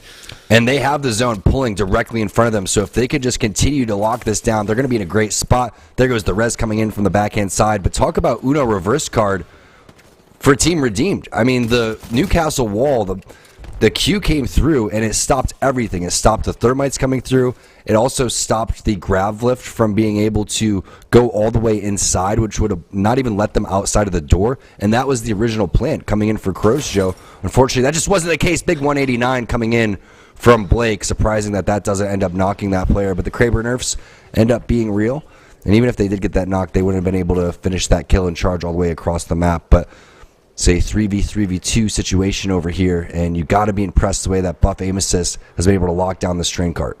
Hida again farming up those placement points as well. They've made it to top 4. Can they push it to top 3 for the 3rd game in a row? This Kraber's going to make it all that much easier, and a 140 knock on Sushi has essentially wiped a team off the map. A nice finish to follow that up, and we'll be saying goodbye to Stick Drift OP. They're gone. We're into the top 3. Hida have done it again, and they're going to be taking out Redeem on the way in as well. Joey Blackout extremely low, and a combination of Hida and buff aim assist will do that squad in. We're into the last 2, and it is going to be a fight to the death from the high ground to the low. Can Hida actually contest what we've already gotten today? Out goes that crypto ult, chunking the shields of Hida, but we've got such a nice Newcastle set up here. Alexander holding down this high ground. It's impossible to push this Newcastle, as Machin's gonna get fried as well. Hida finally lose their Newcastle. Wow. But way more time was bought than necessary as they take out the Kings of the Low Ground. People just aren't used to playing against Newcastle yet. It's like that wall is not indestructible. You could shoot that thing. Yes, it's going to take a little bit of your clip. You're going to maybe have to one clip it, half a clip, but you can't just allow Alexander to move up for free like that. Either way, the execution on that play was phenomenal. Buff aim assisted, everything that they needed to hold the train cart, but you know, a little bit sloppy towards the tail end. The EMP came through, and it was well timed, but you didn't really see much aggression to come after that. And again, letting Alexander just walk around the map for free, the shots with the Kraber coming in from Blake, you're starting to see again these new players rise to the occasion, and that again is what Series Z is all about. What a play, what an end game. Game number 3 was lit.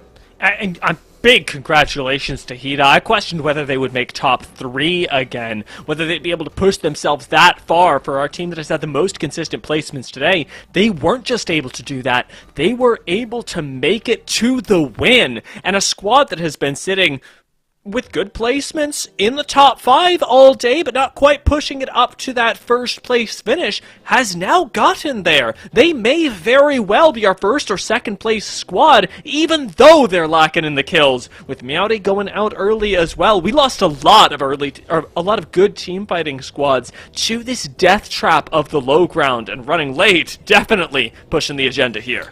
And this leaderboard, much more competitive, much closer than it was yesterday. Teams really rising to the occasion over here. And that's why it was so important for Meowdy to continue yesterday, that momentum that they had. Because when you look at the top 5 teams right now, all are within 11 points of each other. From Chatham's Prime, that was in first place, all the way down to Running Late, who had 19 points. So 11-point differential coming through. And now you can see 39 points plus the extra 6 right there. That's going to put them at 45 points after 3 games. Great start. It's a lot, and I'm really, really happy for them. It's been an incredible 3 games, and while we don't have our typical 6, we're now over the halfway mark with 2 games left for these teams to accumulate points. Let's see how they do so after we hear from Yeso. Great work there from Hida, and they're doing much the same that we saw from Meowdy a day ago. If you remember yesterday, Meowdy putting up good points through games 1 and 2, but not winning either of those games, and then coming into game 3, taking the win there to really start to separate themselves from the pack. Hida doing much the same here. Solid points through the first 2 games, grabbing the win now in game number 3, and that one's going to feel really nice. They pick up 7 kills for themselves, and good damage across the board, great kill participation, so Hida doing a great job, and just a pretty impeccably played finish there at the end, and especially to Alexander. You heard T-Squared break it down. You know, you can break through that tactical shield from the Newcastle, but they didn't. They didn't, and Alexander was able to put in so much work before going down. I don't think he got a knock on either player, but broke shields on both of them, made them so weak so that when the push came in from both of his teammates, it was an easy cleanup to finish the game. So very well played there on the Newcastle, and Hida finishing strong in that game. That leads us right into our Mobile One high performance moment here for game number 3 as we get ready for our final 2 games of the day. And we're going early. It's Ruse, and you heard Dia. Dia was popping off on this play as Slept On. We're trying to stay alive, and it's Karma all alone here. Does get the initial knock.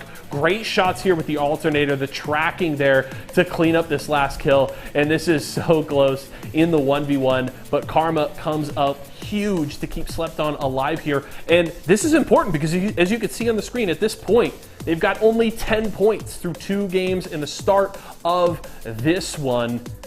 And that is very important for Slepton to put points on the board because they've got so much ground to make up with their struggles last night and not getting a ton done in the first 2 games of today. So this was a very clean clutch by Karma to finish that last kill and keep his team alive at least a little bit longer. So well played there by Slepton. That is 3 games in the books. 2 more to go to complete our 5 for tonight, and that will wrap our first week of Qualifier. So can't wait to see how that ends up. We're going to a break right now. When we come back, though, T-Squared and Dia will check in with that Mobile 1 leaderboard and get you ready for Game 4.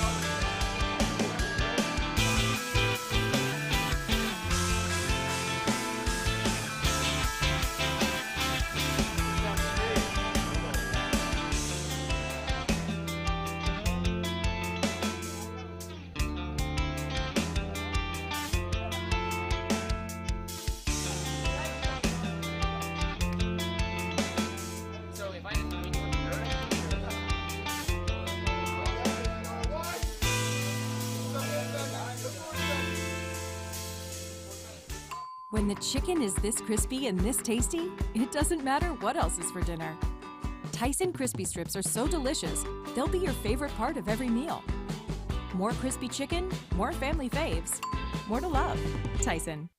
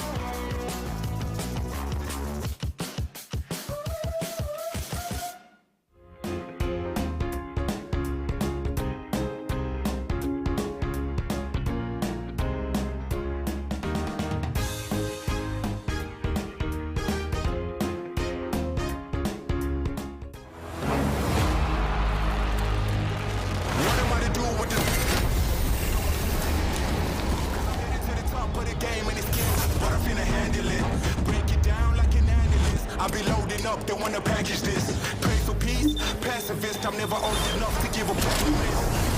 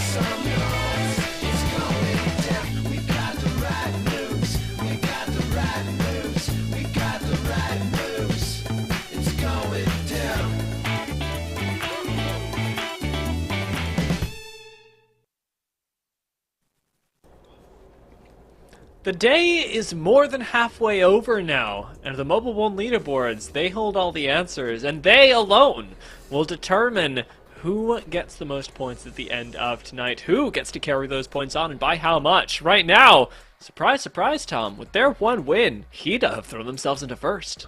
Mobile One leaderboard to rule them all. Yes, Skeeta's been looking really good, honestly, and they have been playing confident. Chatham is prime. I mean, when we look at the teams on paper before we started, I don't think we would have guessed that this is how the leaderboard would be shaping up after the halfway point, because we have 2 games remaining, and these squads are putting the pressure on now. I mean, originally Meowdy was sitting pretty over towards the top. They still are, 22 points behind, so only 1 game, and they had a 40-point lead going into today. But again, if they continue to get that lead chipped away with, that's going to add more pressure, and that's what you need to do if you're these other teams. Continue to play your game, take it one team fight at a time, don't get too ahead of yourself, and just try your best to keep it within closing distance, because you do not want Meowdy to run away with this thing like they did yesterday. And now we get an opportunity to see some new names, some new players, some new squads, different compositions coming through. Newcastle's looking good. Gibby's looking good. Obviously, Horizon's been extremely useful. I love the way this team's been playing on your screen, and they've rightfully so earned themselves first place with 45 points. Looking on over towards their landing spot, looks like they are a potential no-name Overlook team. I didn't know that was the original spot that they were going. Fascinating, especially with the splits that can happen. But right now, they're, I suppose, trying to stay off everyone's radar as much as possible, because right now they haven't even poked into Overlook, knowing that there are so many contests there. Instead, opting for this, I'll say, suboptimal loot that you often get over by this no-name. Alexander going to be the one that's spearheading the attempt into the tunnels, and maybe even taking up a bit of Geyser to ease this pain. But Hida, for the most part, have been one of those teams that have really successfully today been playing their style and in their comfort zone, exactly as you ask, T-Squared. They're not looking for kills as the meta dictates. They are waiting for the game to come to them, playing for placement, and doing it really, really well. Taking a look at the zone, a lot of pings happening on top of the train tracks, and that is a very viable ending spot where we've seen a lot of different teams hold kind of that high ground looking down below, and that's where a lot of teams are going to continue to prioritize. But we already have a fight taking place. Dalton's going to go down. Pap's taking some damage on over towards the side. And I'm not quite sure if they're going to be able to recover this one. Looks like they're just going to run away because of a potential third party. You don't really see 50-50s happening over towards the back of Skyhook like this.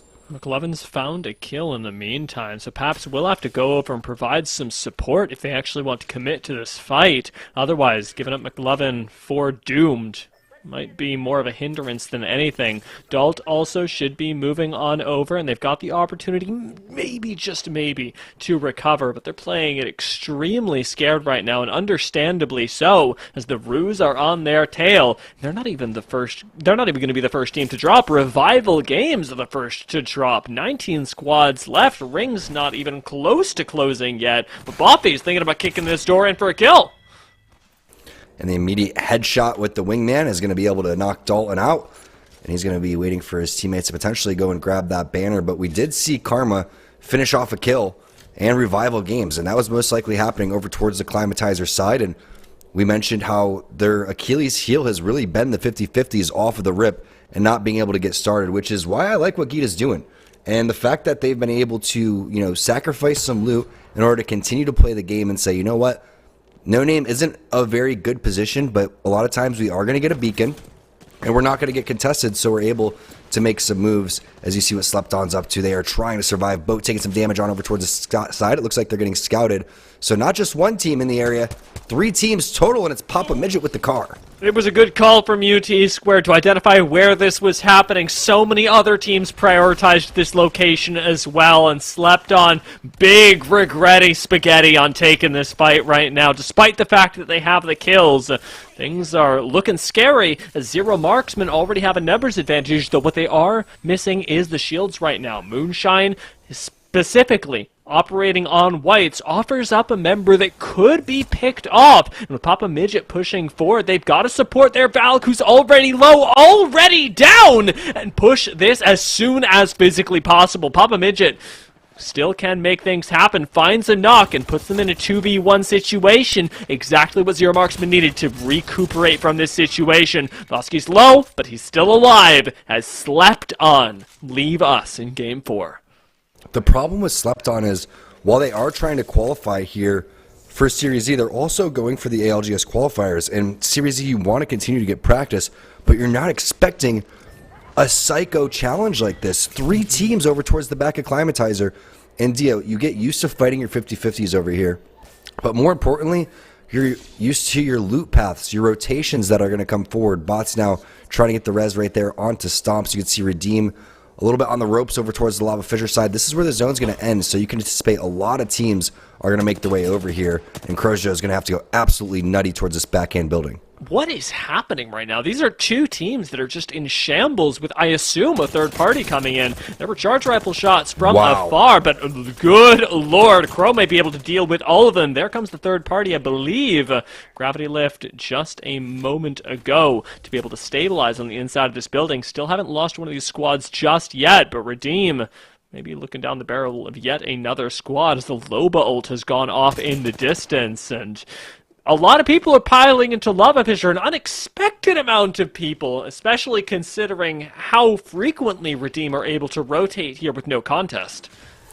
Yeah, remember, they're a countdown team, and now the Seer Ultimate's going to go down. Z Davis isn't going to be able to get recovered, but he's going to end up getting taken down, and the perfect timing to grab the banner, too. So almost methodically played there from Z Davis, realizing, hey, I know he can't get the res on me, but he can potentially go and get these banners. You see the movement, call it the movement, coming in for Crozio, the way that he's able to use that passive from Horizon to move around. But we do have a scan on top of the zone. You can see exactly where who's going to be posted up.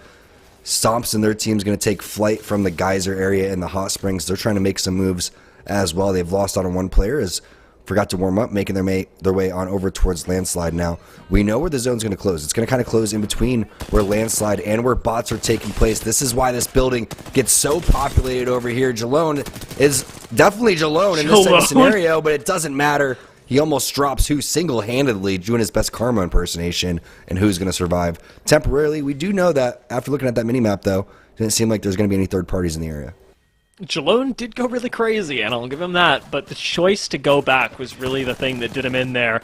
Unfortunate that they had to choose between going out now and playing the rest of the game as a 2-man, but Chadamus Prime, they've made an equal if not greater misstep, taking this fight in the train tunnel with Forgot to Warm Up coming into the third party. Chadamus Prime's already gone by the time we hit this, and a Seer ult is going to give you all the defensive information that you need. Forgot to Warm Up, have to play this one safe and instantly disengage, but not before Polar Bear ends up going down, taking the portal out. They now have to choose between playing this out as a 2-man and getting their teammate back, and unfortunately for them, it may be neither. Already, they lose another. Obsessed is down, and Buff Aim Assist clean up from the tunnel and beyond.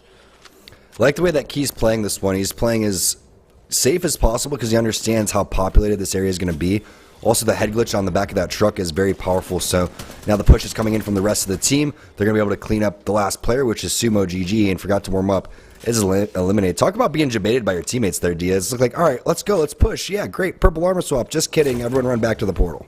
Yeah, it was a real quick turnaround, and I'm going to give that one entirely to Buff Aim Assist, because as crazy as it seemed to be able to turn that around, a big part of that was the Seer ult, was the quick reset, and you know, was taking advantage of the fact they knew those death boxes were going to be delicious. We did see Crozio get knocked in the meantime, by the way, so I'm keeping my eye out for whether we actually get another squad eliminated, as I believe he should have been able to get the 2 reses on his teammates. Hida, for their part, have, I think quite classically, picked their spot in zone, set up, and I don't think they'll move for a while.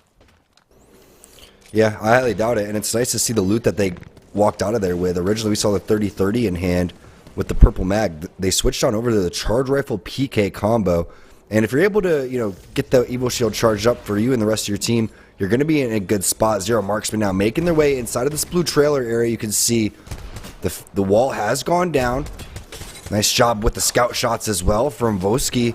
But they are in the Seer Ultimate, and it's going to be double Seer Ultimates plus the Newcastle wall continuing to be put up. But the send is coming through. The Volt is in hand, and they have one player completely out of position. Oh, it's really tough to take down that Newcastle wall. Those Zero Marksmen can't afford to spend too much time on this. Moonshine's already almost down, half health, still manages to stay alive. Newcastle wall still being really difficult, but in a 3 versus 1, you are out-angled on out-angled in Stick Drift OP. We say goodbye to them in our 4th game of the day. Zero Marksman finally starting to pick up that pace that I was hoping that they would have going into the day for a squad that did so well just 24 hours ago. They've lost a lot of momentum, and I'm hoping that they can pick things up in games 4 and 5. Overall, 5th place yesterday, 38 points. Very solid performance, and it looks like they have started to pick things up because you saw the angles from Voski. I mean, at this level, very rarely do you hit a flank, especially in the Seer meta, to be able to come around and shoot people in the back for free numerous times, especially that Newcastle completely catching him off guard. Speaking of being caught off guard, Zone heavily pulls over towards Landslide, which a lot of these teams that were setting up over towards Lava Fisher and in between that on the train tracks are going to have to make some moves.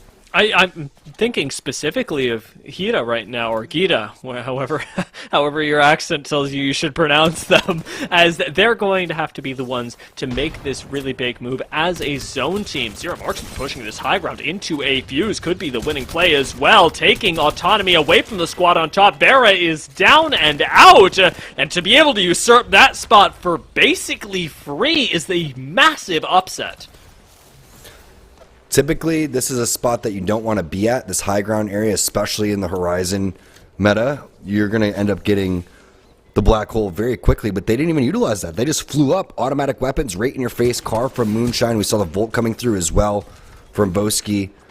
Now they're in a little bit of a predicament, right? They do have the Skyward Dive if they want to go and use that one, but sometimes when you go to clean up a team that's in a bad position and playing a little scared, you get put in a bad position as well. So now they have to fight out of here and figure out how they're going to get into the zone. I mean, the zone's not that far, but you can see there's not much playable area.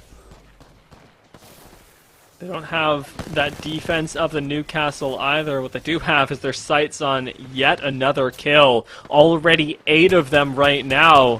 They've essentially got themselves, with that 9th kill, a 2nd place finish. And this is the power of the kill points that we talked about at the start of the day. Phase 1 esports are gone as well. So we're into the top 11, and the points keep piling in for Zero Marksman. They've got 19 of them on the day, and though I'm hoping for a really good placement from them, though I'm hoping for what we saw yesterday in terms of being able to stack things up and even win games, the fact remains that this is not a day where the games are happening to them. They are actively participating and still making things really difficult for those competitors that want those Series E partnered positions just as much as they do.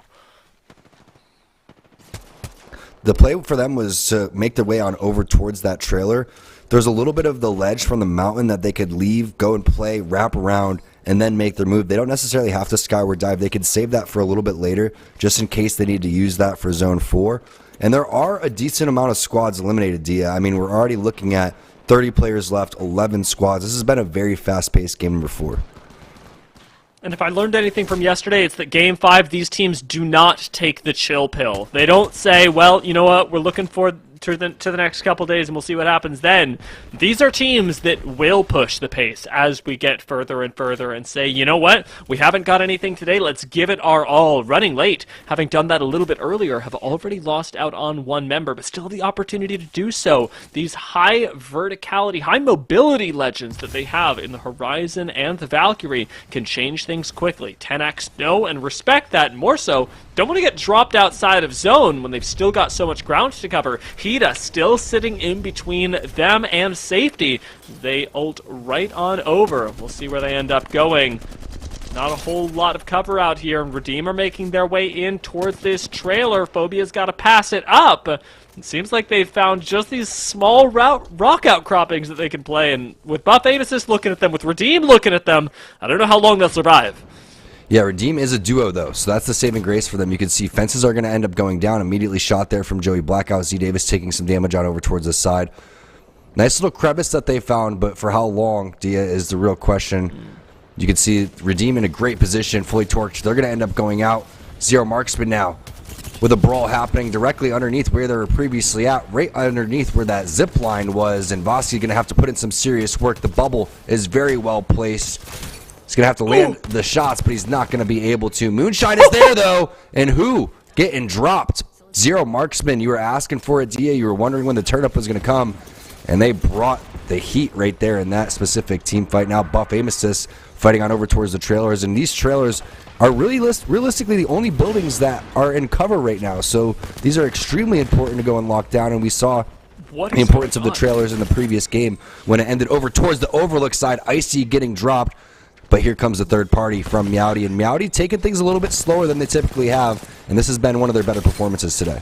It certainly is going to be, especially since 7th is the best that they've placed in today's games. One more squad, and they're going to have unquestionably their best performance of the day, and that's to say nothing of the kills. There is some insane stuff happening in this game, though, with the wacky trailer fight that we just saw, with Meowdy able to make it all the way up here, essentially uncontested, and with who going out, even that and Hida aren't in center zone. That's still going to be held by Buff Aim Assist. We've got a lot of X factors in this game that I wasn't expecting, and I don't think anybody could have been. Now that we've got 15 seconds left for a lot of these teams to move in, we'll just have to see how things sort out, because I have no doubt in my mind that we'll be getting more explosive, more question mark fights as the day goes on.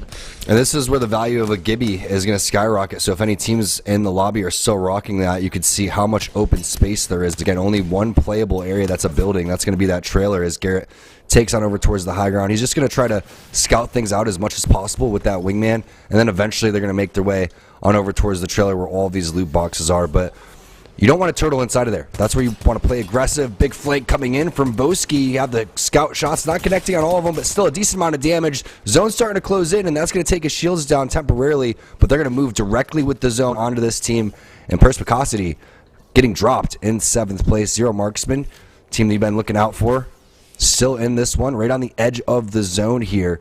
And they've been playing phenomenal so far. They're starting to heat up and almost catching up to their point total from yesterday, which was, again, around 35 points in 5th place. You can see how tight this lobby is. The difference between 1st and 10th place, maybe about 15 points total, which is still anyone's game. You called it out, though. The value of a Gibby, it skyrockets, as does that of a Newcastle, and running across the open ground just isn't going to do it. Tenax, who barely survived a almost push from Redeem earlier, are going to be the ones that are still alive somehow in this corner, and with a really good position. The zone continues to pull to them. They're the only ones with cover here, and with running late down, we're in the top 5 squads. Meowdy are having their best performance of the day, and Tenax are in an upset position. What a skyward dive to get to that little crevice. We saw them earlier when they were getting crept up on. The nade of the sentry doesn't connect. How does that make it in the back and still not hit anybody? Great frag, but not rewarded with the damage that they should have. There's the interception pylon, which someone should be shooting here very quickly, and that interception pylon is going nutty right now, I'm not going to lie. It really is. This is like the MVP performance. Every single ultimate cooldown has really somehow managed to make Tenax's day. They got the Newcastle ult in the perfect place. They had the Miracle Valk ult to take them here, and now the interception pylon working overtime. Really, they've rolled well. Hida, for their part, did end up picking their position really early, but haven't gotten nearly as much value out of the early Newcastle wall and interception pylon that they set up. Instead, they're going to have to make use, hopefully, of a just simple walk in, but I'm looking at this Valk ult and wondering if that's going to be the play, as Hida are focused right now. They have some rocks for cover. It's a very difficult time of the game to Valk ult, though, and I wouldn't recommend it. Yeah, if you Valk ult right now, everyone's going to look at you. So unless you see other Valk teams going into the air, what you do is you use their Valkyrie to kind of scout out where they're getting shot from, and then you could go and do that type of play. But you could see they just need to foot it a couple of meters, and that's exactly what they're going to do. So there goes the Newcastle wall. It's directly right on the edge of the zone. Interception pylon needs to happen over the big wall, and that's going to go down on top of the queue. So great execution. They're not fully in the zone, though, so they're going to have to continue to advance just a little bit. A sliver of that Newcastle wall still in. Interception pylon is exposed now. And unfortunately for Alexander, just a little bit away from where he was trying to set up. You found some safe haven for Bukuyu, and he's going to continue to use that gold armor to heal up, especially with 4 cells. The value of that is going nutty. But flatline Volt combo, not much in terms of ammo over here. Has to be fairly careful. And another Newcastle wall goes down. The ultimate Excel was perfectly utilized there from Alexander. And that's what's really key about one of your IGLs, saying, hey, I found a safe spot. Come over here. And you kind of just yell at your teammates that you're safe. And they found a little bit of safe haven. The problem is with 20 seconds left, they're going to be one of the first teams that has to move. And without a Gibby here, and without your Newcastle wall, what's the play? Yeah, they don't have another ult Excel, right? And Meowdy have been making this game so difficult for them ever since they tried to push up into the zone. We talked about this on the break, T-Squared, but the counter to everything Newcastle is shooting your gun at it. And Hida are definitely absorbing a lot of bullets from Meowdy. That is one thing that Meowdy can absolutely do, is take shots at you. Hida, for the moment, have managed to avoid a lot of focus. They've even spotted out Redeem right now, and it seems like their play is going to be to go forward, try and put themselves in top 3 for the 4th time today. They've already found Redeem. Z Davis is chunked out. Joey Blackout's not going to be able to survive there. And they push up and try and take this Newcastle wall away, but the slow is everything. Alexander does end up going down, and Blake is still alive in the top 3. Gina have clutched it, but they still have to wait to see if they can make top 2. He shouldn't have went through the med kit right there. He could have stuck that, but right now he's just not even going to go for the res. And you got to use that knockdown shield, and there it is. Big mistake charging that, Dia. I mean, you get that frag damage. It looks like a great idea, but you're exposing yourself to all of the teams shooting you in the back. Eventually, Redeem's going to have to just walk towards you. So they did everything perfectly up until that point. Minor mistake, punish hard. Hida are out now for that, and 10X on the low ground are opening things up. Meowdy had a slow start, just like they did yesterday, but they're coming around the corner! And with this Newcastle wall protecting them, ironically, Cody's going to go down. Garrett tries to lay the damage from afar, and they've taken down their first member, their second, and their third! Meowdy end up taking game 4. Big game from Meowdy when they desperately needed it. The lobby was getting a little bit out of control. They had such a dominant performance yesterday, had a 40-point lead after yesterday, and now they show what they're made of in game number 4. Couldn't pick a better time to go and do it, and they slow played it. They didn't take all the team fights along the way. They just waited for their opportunities, played the end game, and they picked up some decent placement points with some decent kills as well. They made really good use of their team fighting potential when they absolutely needed to. It was a game of really sharp decisions from Meowdy as they recognized that everyone in this lobby is absolutely ready to fight them, and that more often than not, third parties are occurring. Third parties that claimed the lives of so many squads, including bots early on, despite the fact that both Redeem and bots lost members here. It was bots that ultimately went down, and Zero Marksman who cleaned up a lot of that lost momentum in the lobby, being able to do some miraculous things, starting with this RV, but then transitioning us over onto the sniper tower, the escape from the sniper tower. I think this is just going to be a Zero Marksman highlight reel really up until the very end. Unfortunate for Hida, they lost out on the opportunity to really separate themselves even more from Meowdy, and that minor mistake, again, may end up costing them a decent amount of points, especially when you look at the team that was ahead of them, and that's the big differential that you're trying to make up. But shout out to Flip Tropics in the chat. He called it way before, and he said, Meowdy's going to get this one. And he says, like I said, Meowdy win, dude. He's on top of it. That's what we like. We like faith, and that is something that, honestly, Meowdy should be thanking you for as well. Staying true. As we all recognized yesterday what an incredible amount of potential this roster has. To see them be able to execute right here, they did really well. Hida also, I will say, despite their mistake at the end, as we say, did have a really nice recovery from what was another mistake previously, and we called that out to good IGLing. I want to give that over to them further. Like, even despite this movement here, they do end up making top 3 again. I mean, it was such a great frag grenade, and sometimes a great play like that and the overexcitement can get you punished. And when we're looking at how talented this lobby is, half a second, Dia, that's all it took for them to go and lose all 3 of their lives. we know that the zone was closing right there. So eventually they're all going to have to push out. I don't know what they were thinking in terms of being able to go and clean that up so fast and then come back. A lot of people forget that Newcastle wall is going to stun you. So Alexander should know that in that type of instance. But I think that they just were playing so confident. Nothing's wrong with playing confident right there. And again, I don't think if that was a play out 10 times out of 10, I feel like that's the only time they would go and make that play. But either way, to find that little crevice, use the ultimates to get to that point, there was such high-level Apex throughout there, you can't be disappointed. Yeah, I mean, I find myself really happy with what we've seen after 4 games, and as we talked about in this one, we know that Game 5 does tend to get a little bit chaotic, so before we end up seeing that, I want to take a breath of fresh air and hear from our friend Yeso. Okay, Meowdy with the win there. Really quick, don't really have anything to add in terms of the Hita point. I think T-Squared doing a really good job of breaking down that it was a confident but likely unnecessary play there, especially when you've dropped nades on them, they're holding behind the castle wall, and you actually already have that thermite ticking on a player.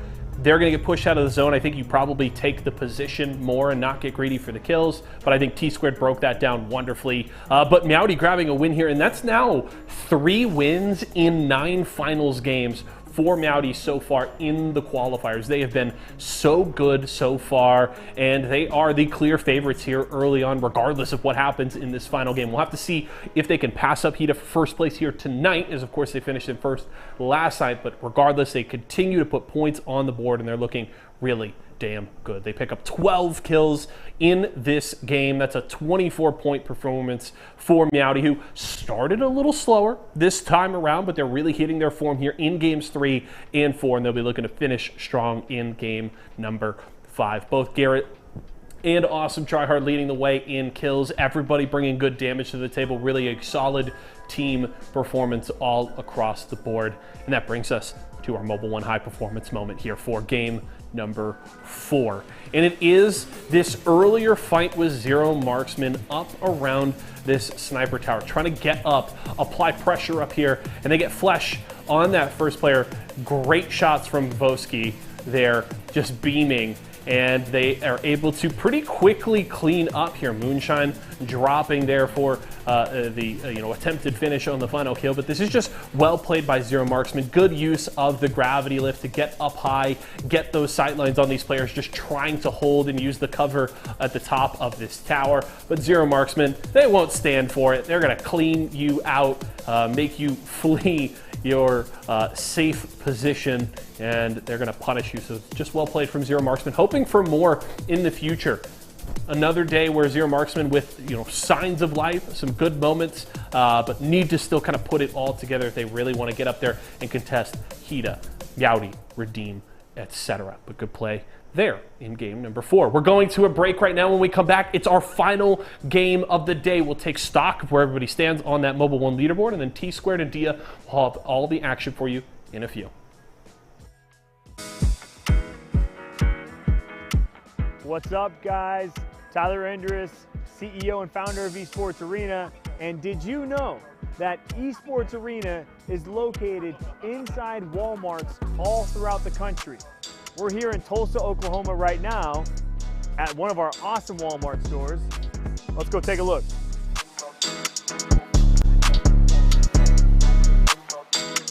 Fantastic, right? So typically in the front of the store, you see you got a Subway here, you got some Walmart services, but right there is the Tulsa Esports Arena. Right up front. So literally, if you're just doing some grocery shopping, you're gonna check out over here. Simple as that. Or you could check out right in here. We've got Calvin, my man Calvin right here. Hey, yo, log me in on station number 8. You got it, Tyler. All right, I'm getting logged in. We're gonna go play some video games.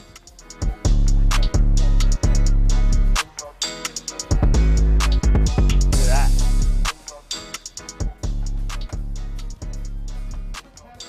The best video cards in the industry.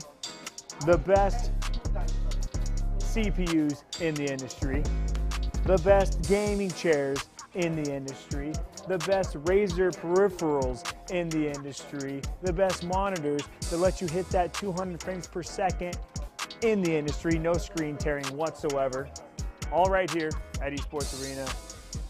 Now I'd let you keep following me along, but I got a tournament to play tonight, so I'm gonna get some practice in.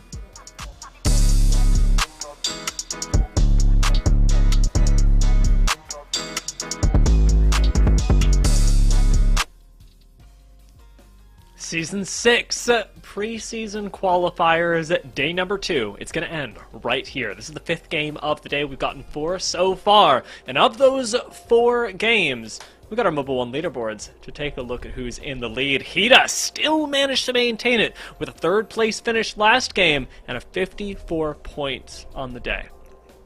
You got to give credit to Meowdy, though. I mean, Gita's playing great, no doubt about it, but Meowdy really needed that win for their confidence. They also needed to find their play style once they know that they can't play as aggressive as they did yesterday. Sometimes you just don't have, that X factor that you did the day before. And it could be the lobby. It could just be so many different factors that are coming into play. Maybe they were on fire yesterday, and maybe today they've cooled down a little bit. You're not going to perform the same every single day, but you have to make adjustments to it and find out how you can win in different ways, and that's what Meowdy was able to do. Well, we can trade off shoutouts as well, because right underneath them, running late, like you said at the start of the day, apt to their name, didn't show up yesterday, but today have done so in a big way, making top 3 after these 4 games. One more chance to find themselves their first win and put themselves perhaps at the top, with Chadamus Prime right underneath them, ready to take their spot. Yeah, so many talented players coming through here that we haven't really heard before, and I keep saying this like a broken record, but that's what Series E is all about. It's a proving grounds. It's that incubator league. It's how you can practice and get better. You're practicing against so many different players and so many different styles that you're going to get things that you've never seen before, and in positions that you've never really seen before. So whether it's slept on, for example, realizing, oh wow, there's 3 teams landing in the back of Climatizer, they're going to now figure out what that's going to be like. And I'm sure they're going to continue to make adjustments night after night, figure out how they can approach the situation. And what's so surprising is you don't know, unless you look at the team list beforehand, if that's going to be the exact teams that you're going to be going against. So there's a lot of layers that come to this. And, it makes you wonder, what is the goal there for Slept On? Do they want to continue to lock down their spot, or do they want to switch things up? We know Dome has been completely open. We've seen the 3v1s coming in from Karma. It's not like they're shooting bad. It's just a matter of there's too many teams. There's too much congestion back there. And when you're an aggressive team, you want to take fights. Sometimes the best thing to do is just get your loot and get out of there, split the POI, and just peace out. Certainly so. I honestly find myself quite worried about what call they'll end up making, and worried not because I'm worried they'll make the wrong decision, but because I'm invested in the future of the team, of all of these teams, and I want to see them succeed really right now. And I wonder whether they're looking at it in the short term, the long term, what the play is going to be for this 5th game and for the coming qualifiers. We'll get all those questions answered and more, though, as we drop into our 6th and final lobby. One more time for these teams to shine. I want to call it out as well, since a lot of you will have noticed the very same thing that I did in the loading in screen. Ruse are playing as a one-man squad right now. So what a after after a tough day, they went, I'm out. And one guy went, not me, I'll do it. You know what happened? Those 2 guys got in a fight. I'm just calling it out right now. We've all been there. Yell at, well, maybe not all of us, but I have definitely yelled at my teammates before, and we've gotten offline, and maybe that's not the case. Maybe they just had something to do. I have a feeling those 2 had beef. Shout out to the solo. Yeah, you got to keep the team together. Show them what you can do alone. Bots, for the moment, though, are going to be trying to recover from a teammate that has already been isolated and taken down. Stomps has unfortunately fallen. I believe he's gotten a good amount of damage in so far. The thing is, JQ and Jalone aren't really in a position to capitalize on it. The Ruse, unfortunately, go out. Goodbye, Raze. I respected the time that you were here. And that's going to be all she wrote. But, I still have to give him credit as we take a look at the zone. You know what? Climatizer is free right now. That's unbelievable. After all is said and done, after all of that analysts talk and breaking things down, they're by themselves. And that has to be refreshing in this type of scenario. As Papa Midget's the first one to get down. Zero marksman now on the ropes over here towards the Overlook side. And it makes me wonder, is this where they were landing before? I feel like Zero Marksman was the team that was going Climatizer.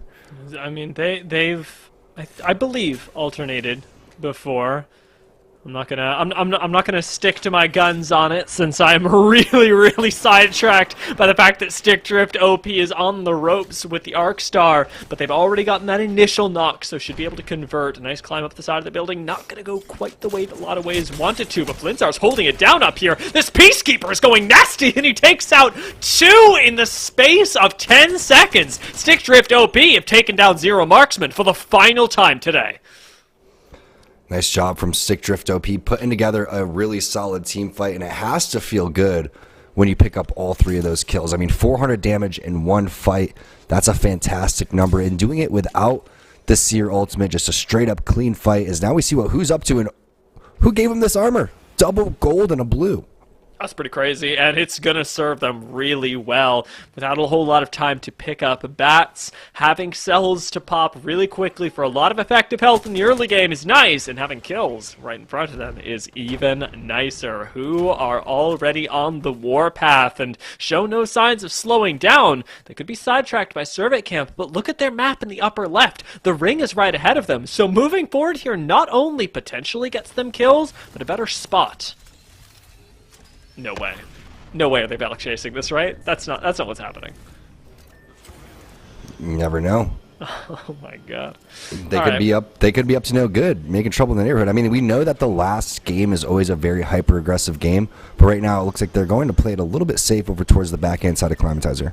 Okay, interesting. I don't mind the Climatizer move. While it is difficult to get out of Climatizer, the ring does show, or it does seem like, for a lot of the more experienced IGLs, that it should be pulling further and further out. And actually, they pinged on the minimap just moments ago as to a prediction where I think a lot of people will be prioritizing the zone to go, who already have a really nice path there. And we saw an ending much like this yesterday. With a quick zip line over, they'll be able to play zone while the rest of the lobby plays really aggressive, which is an equally good way to play things out.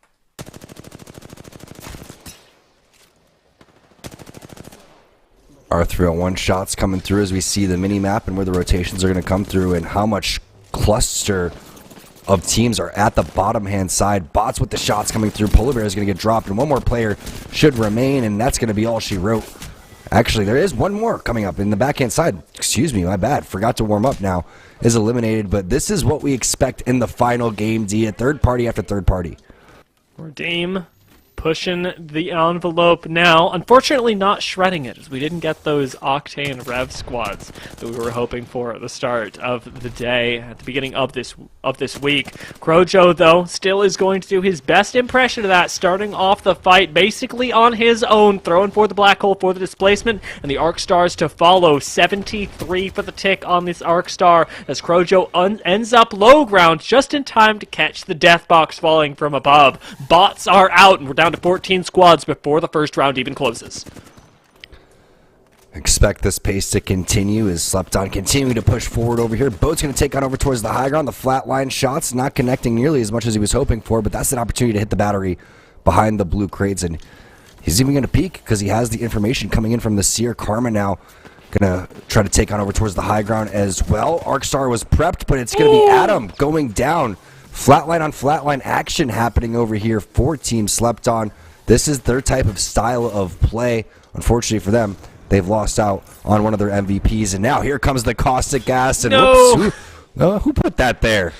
Stinky Papo whiffs on the ult, but Revival Games do keep the W keys pressed down. Boat is out, and Revival Games are going to keep pushing on up, knowing that the third party means cleaning up both squads, not letting either take this reset. They have that top floor locked down, even without the caustic gas, and are going to be able to trap up this building. Tommy's on the roof to cover any other exits, and we continue to lay in damage. Unfortunately for Revival, they were the third party, and now they're getting thirded by a charge rifle from way far away, allowing this team the opportunity to relocate, evidently safely.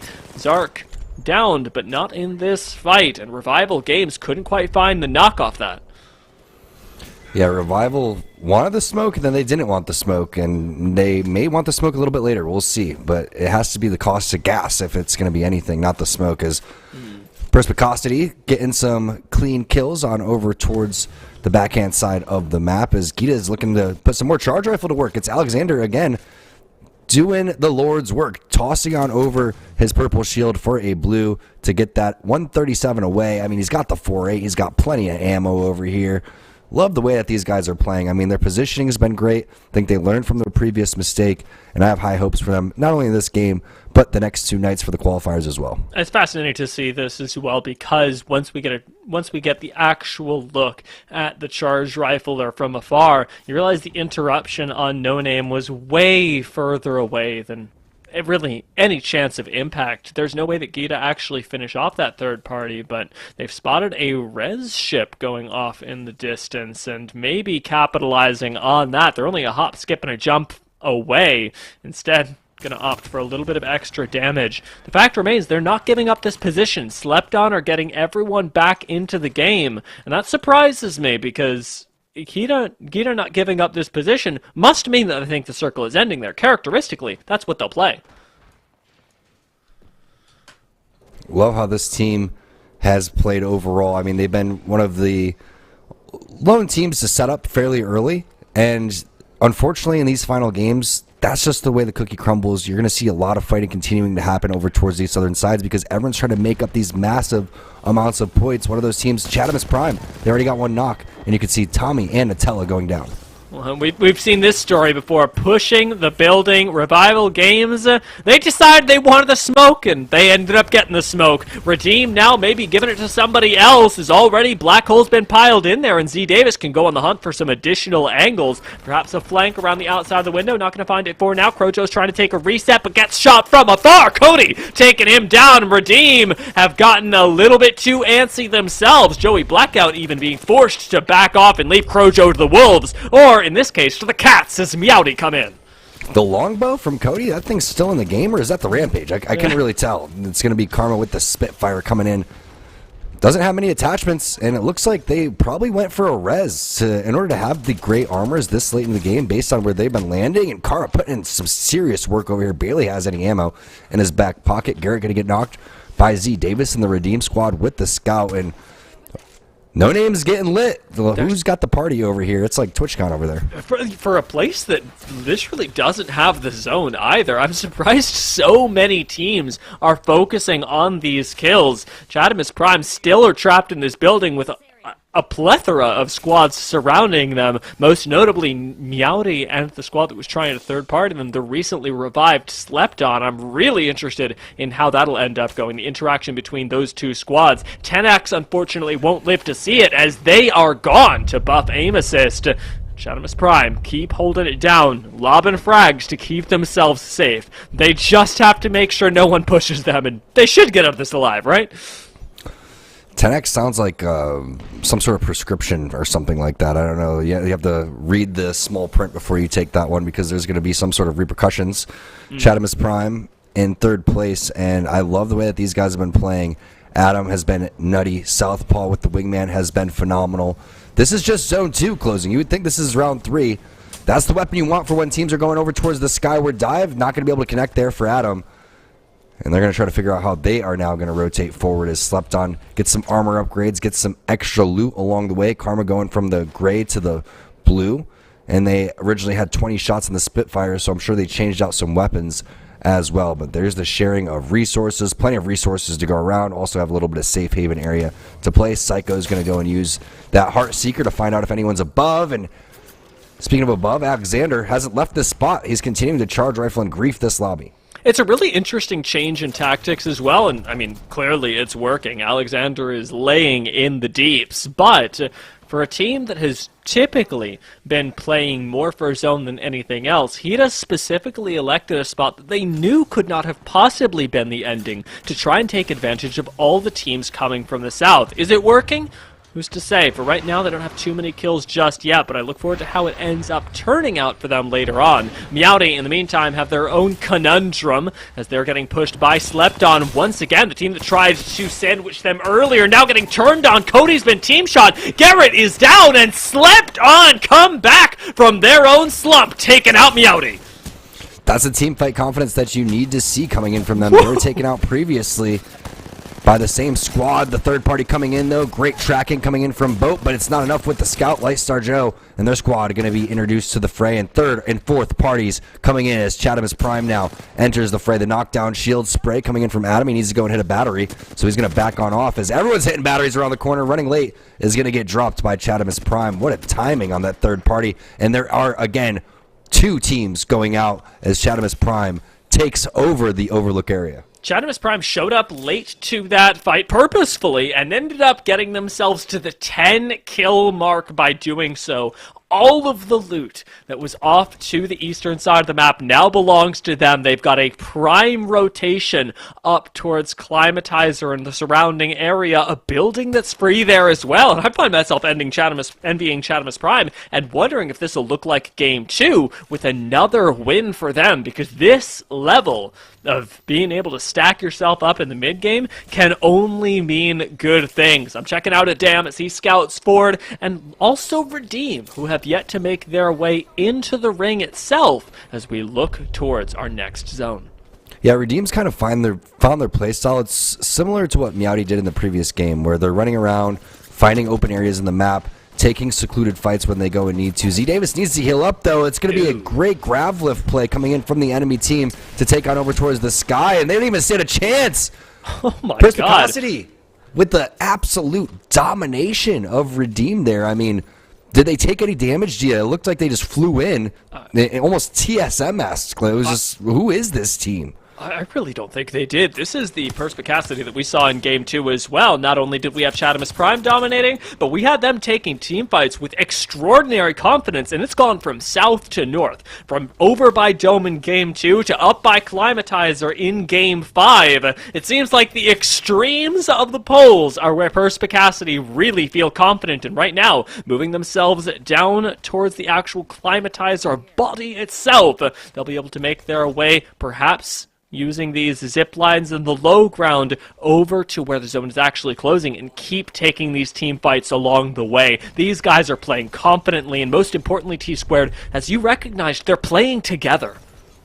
No doubt about it. They full sent that immediately, and it was a great grab lift from Paps. They found out Z Davis. They got him a little bit off guard. Joey Blackout didn't have any time to react with his defensive walls. There was zero chance that they were going to be able to do anything, because once you start taking flesh meds like that, and a team's just going to full send it on you, not only that, the cross-map wingman shots as the Rampage from Bokiyu gets introduced to Scissors back. That is going to be the team inside, most likely. So the push is going to be coming in very shortly. Another push is happening for Chatham's Prime inside of, I like to call these the Twinkie buildings, honestly. I don't know what other way to put them, but they're going to be taking some damage on over towards the side and have to play this fairly careful. Slacking, not taking flesh meds, that's not what you're looking for. You got to slow play this here. With the amount of fences in there, it's almost impossible to push in, but it doesn't matter. Samurai, the first player to go down. Southpaw trying to push through on over towards the doors, and the pushes from Chatham's Prime. Oh yeah, Southpaw! Lethal. Oh yeah, this is the Southpaw we came to know and love in Game 2. He returns with the God movement, the God shots, and unfortunately for them, now the third party. A frag does stall that out for a little bit, but they haven't been able to get their third player back into the game. Instead, Buff Aim Assist are going to claim that life, take down Southpaw, and effectively neuter a squad, taking out, I mean, one of the most impressive players on the day. Zainu's going to keep pushing this, see if he can find that next kill, but their focus has to be on the ring as well, and I like they're taking a second to sit back. They've already crippled Chatham's Prime. Adam is the last one left alive, left to rat things out here, and that's going to have to be enough for now. They have what, I guess if it was a ranked game, it's like, do you guys have your points? Yeah, we have our points. We're good. McLovin with the PK. The shots are connecting. The pace is absolutely insane. Hopefully you guys are enjoying the final game of Night 2 of the qualifiers here for Season 6 of Series E Apex Legends. Some great talent that we have here makes us really excited to see which teams are going to make their way on top of this Mobile 1 leaderboard. McLovin with the flatline shots from across the map. I love the play from Adam, though. He understood the situation. He got the assignment. And look at him really avoiding the rest of these teams. I know I'm enjoying it, T-Squared. This is, I want to say, a build-up even from what we saw yesterday, and I really appreciate that, especially when in open qualifiers so often it can feel like you're getting the same squads running against each other again and again. We are getting totally different teams, even if they're made up of the same players, because they're adapting from day to day. Perspicacity really embodying that even right now, as they've been able to take this RV, a common god spot in the climatizer zone, and been able to take it without contest, even harassing those teams that are still in Climatizer. Looking for that kill on Alexander. McLovin does take a little bit of damage, but places an Arc Star real well to do just that touch of damage, and just like Chadamus Prime in Game 2, keep people afraid of you. McLovin with the peak shots through the window. Looking like he wants to continue to add some more damage over here. 5 seconds until his next Q, so he's just trying to linger around, own real estate for his team, and bully this team. And hopefully they get distracted or focused by numerous teams. You can see the cancellation coming through. That's going to give them tons of information. And you'd be surprised when you're on that Seer queue how long it actually lasts. Look at that. It's a long time of information going forward. About 5 seconds of information for McLovin. Has his ultimate in the back pocket. They have this entire fence line to go and play with, so they're in a great spot right now. He's even forced out the Newcastle wall, and that's a big shift in play. Perspicacity know that there's no way that you can escape unscathed from here and just get to keep laying in the damage. Alexander's down, and well, it's not Perspicacity's kill. It's them putting themselves into the top 4 and maybe top 3 if they can take out this squad. And oh, they can! McLovin, he decides to pull the trigger. He's one of the other Seers popping off today. Gita are not going to make top 3 for the very first time today, as Perspicacity deny them even their very identity. They and Buff Aim Assist now fighting for the outside. Great plays there from McLovin. The confidence just oozing from this player. He was standing inside of the window, just laying in flatline shots over and over again. The Arc Star against the wall, destroying the interception pylon. Love this play from Zanu, though. Going and taking some high ground. Has a little bit of area to work with on top of this one as well. Once that bubble's going down, they're going to be in a great spot. There's the EMP. Perfectly timed with the flank from Zanu. Unfortunately for him, he doesn't have any follow-up. Is able to survive with his life. McLovin continuing to add damage over towards the back of the truck. This is the final fight of the game. Good play from Match, and his Buff Aim Assist struggle to push off the incoming push from Perspicacity. There's still another squad left alive, though, who have still managed to stay in this one, and the Thermite starts doing them in. Key is going to commit to this. He's going to try and send his squad to second place, and he doesn't, but he pays for it with his life, and now Perspicacity are unleashed as they W key this one forward. They know it's the last game of the day. They know it's their last chance to put up points, but they've lost Dalt, and in a 2 versus 2 scenario, will they be able to clutch it? Coming out over the wall, it's just Zainu in this corner. Last couple shots will land, and Perspicacity take the last game of the day. Smart play to get on top of the crate right there. Just slow play that one. You can see him back off, wait for his teammate, make sure he's not taking a 1v1. The PK can be unforgiving. Instead of hitting just for 9, hits for 99. That's how you play it. McLovin was going nutty. Dalton, Paps, everybody on this team really followed suit. And again, we're seeing some names that we haven't really seen before. I mean, you think you could take a guy named McLovin seriously? Yeah, you can. Yeah, you can. Look at the way this dude's playing. Yeah, you can. We stand McLovin in this house.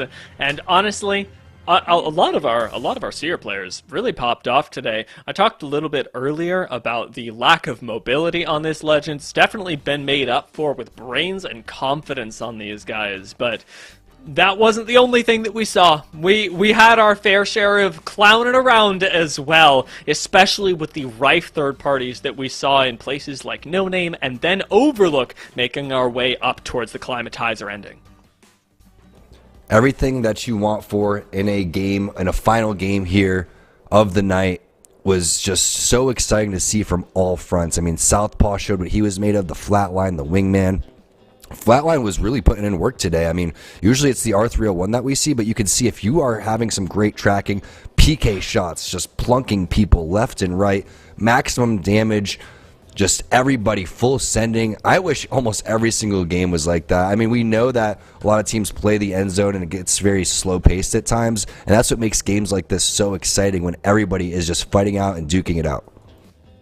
Yeah, this is really a good look from them, and even from Buff Aim Assist here at the end, to be able to make this play for second, find these kills, eliminate who, they've put themselves in a great position over the course of the last 2 days to look for that Series E partnered spot. This is what we're all talking about. This is what we're all thinking about over the course of these qualifiers, is who's going to be our next partnered squad. And when I see all these teams performing in the way that they are, I am so excited for what Series E Season 6 will bring. To break down a little bit more of that and send you off for the night, I want to hear from Yeso.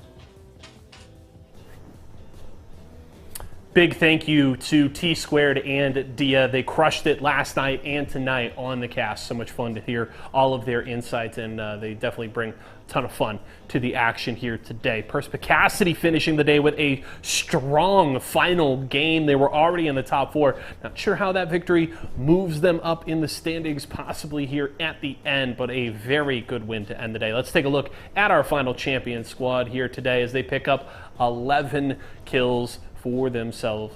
McLovin leading the way. I know T-Squared, big fan of that name, and I'm a big fan of what we saw from McLovin here today, and especially in that final game. And this leads us, of course, into our final Mobile One high performance moment here for today's broadcast, and it's going to be this chaotic fight here with Chadamus Prime getting in early around this building.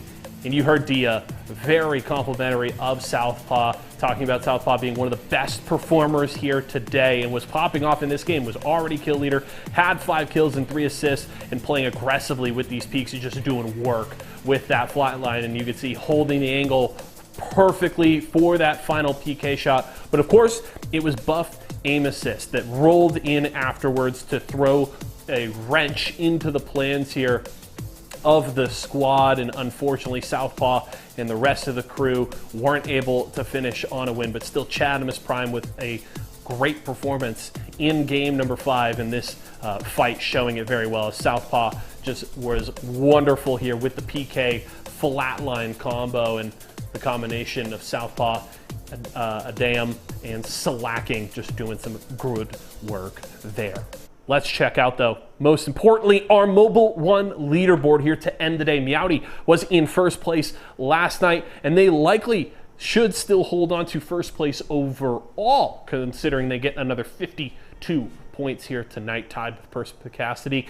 But it's Hida at the top of the standings, much closer this time around as Hida hits that 60-point threshold, and Chadamus Prime right on their heels with 53. But that is how things end here tonight, and we will keep an eye on how these standings shift in terms of the qualifiers as a whole when we come back in 2 weeks. Because remember, no Series E Apex Legends qualifiers next week. It will be the week after, where we finish them off on Tuesday and Wednesday of that week. But this is a hell of a start to all of this fun, and it just makes me so excited to kick off Season 6. I cannot wait. I'm looking forward to it, but still some things to decide before we get there. That is going to do it for us here tonight, folks. Thanks so much for coming to hang out with us. We certainly appreciate it. Make sure to check out esportsarena.com if you're looking to register for qualifiers or pick up any Esports Arena merch, or if you need any more info about Series E. It's all over at esportsarena.com. My name is Yeso. As always, a pleasure to be your host here tonight. For myself, the entire live broadcast crew, and everybody here at Esports Arena, thank you so much for joining us here tonight, and we will see you again next time.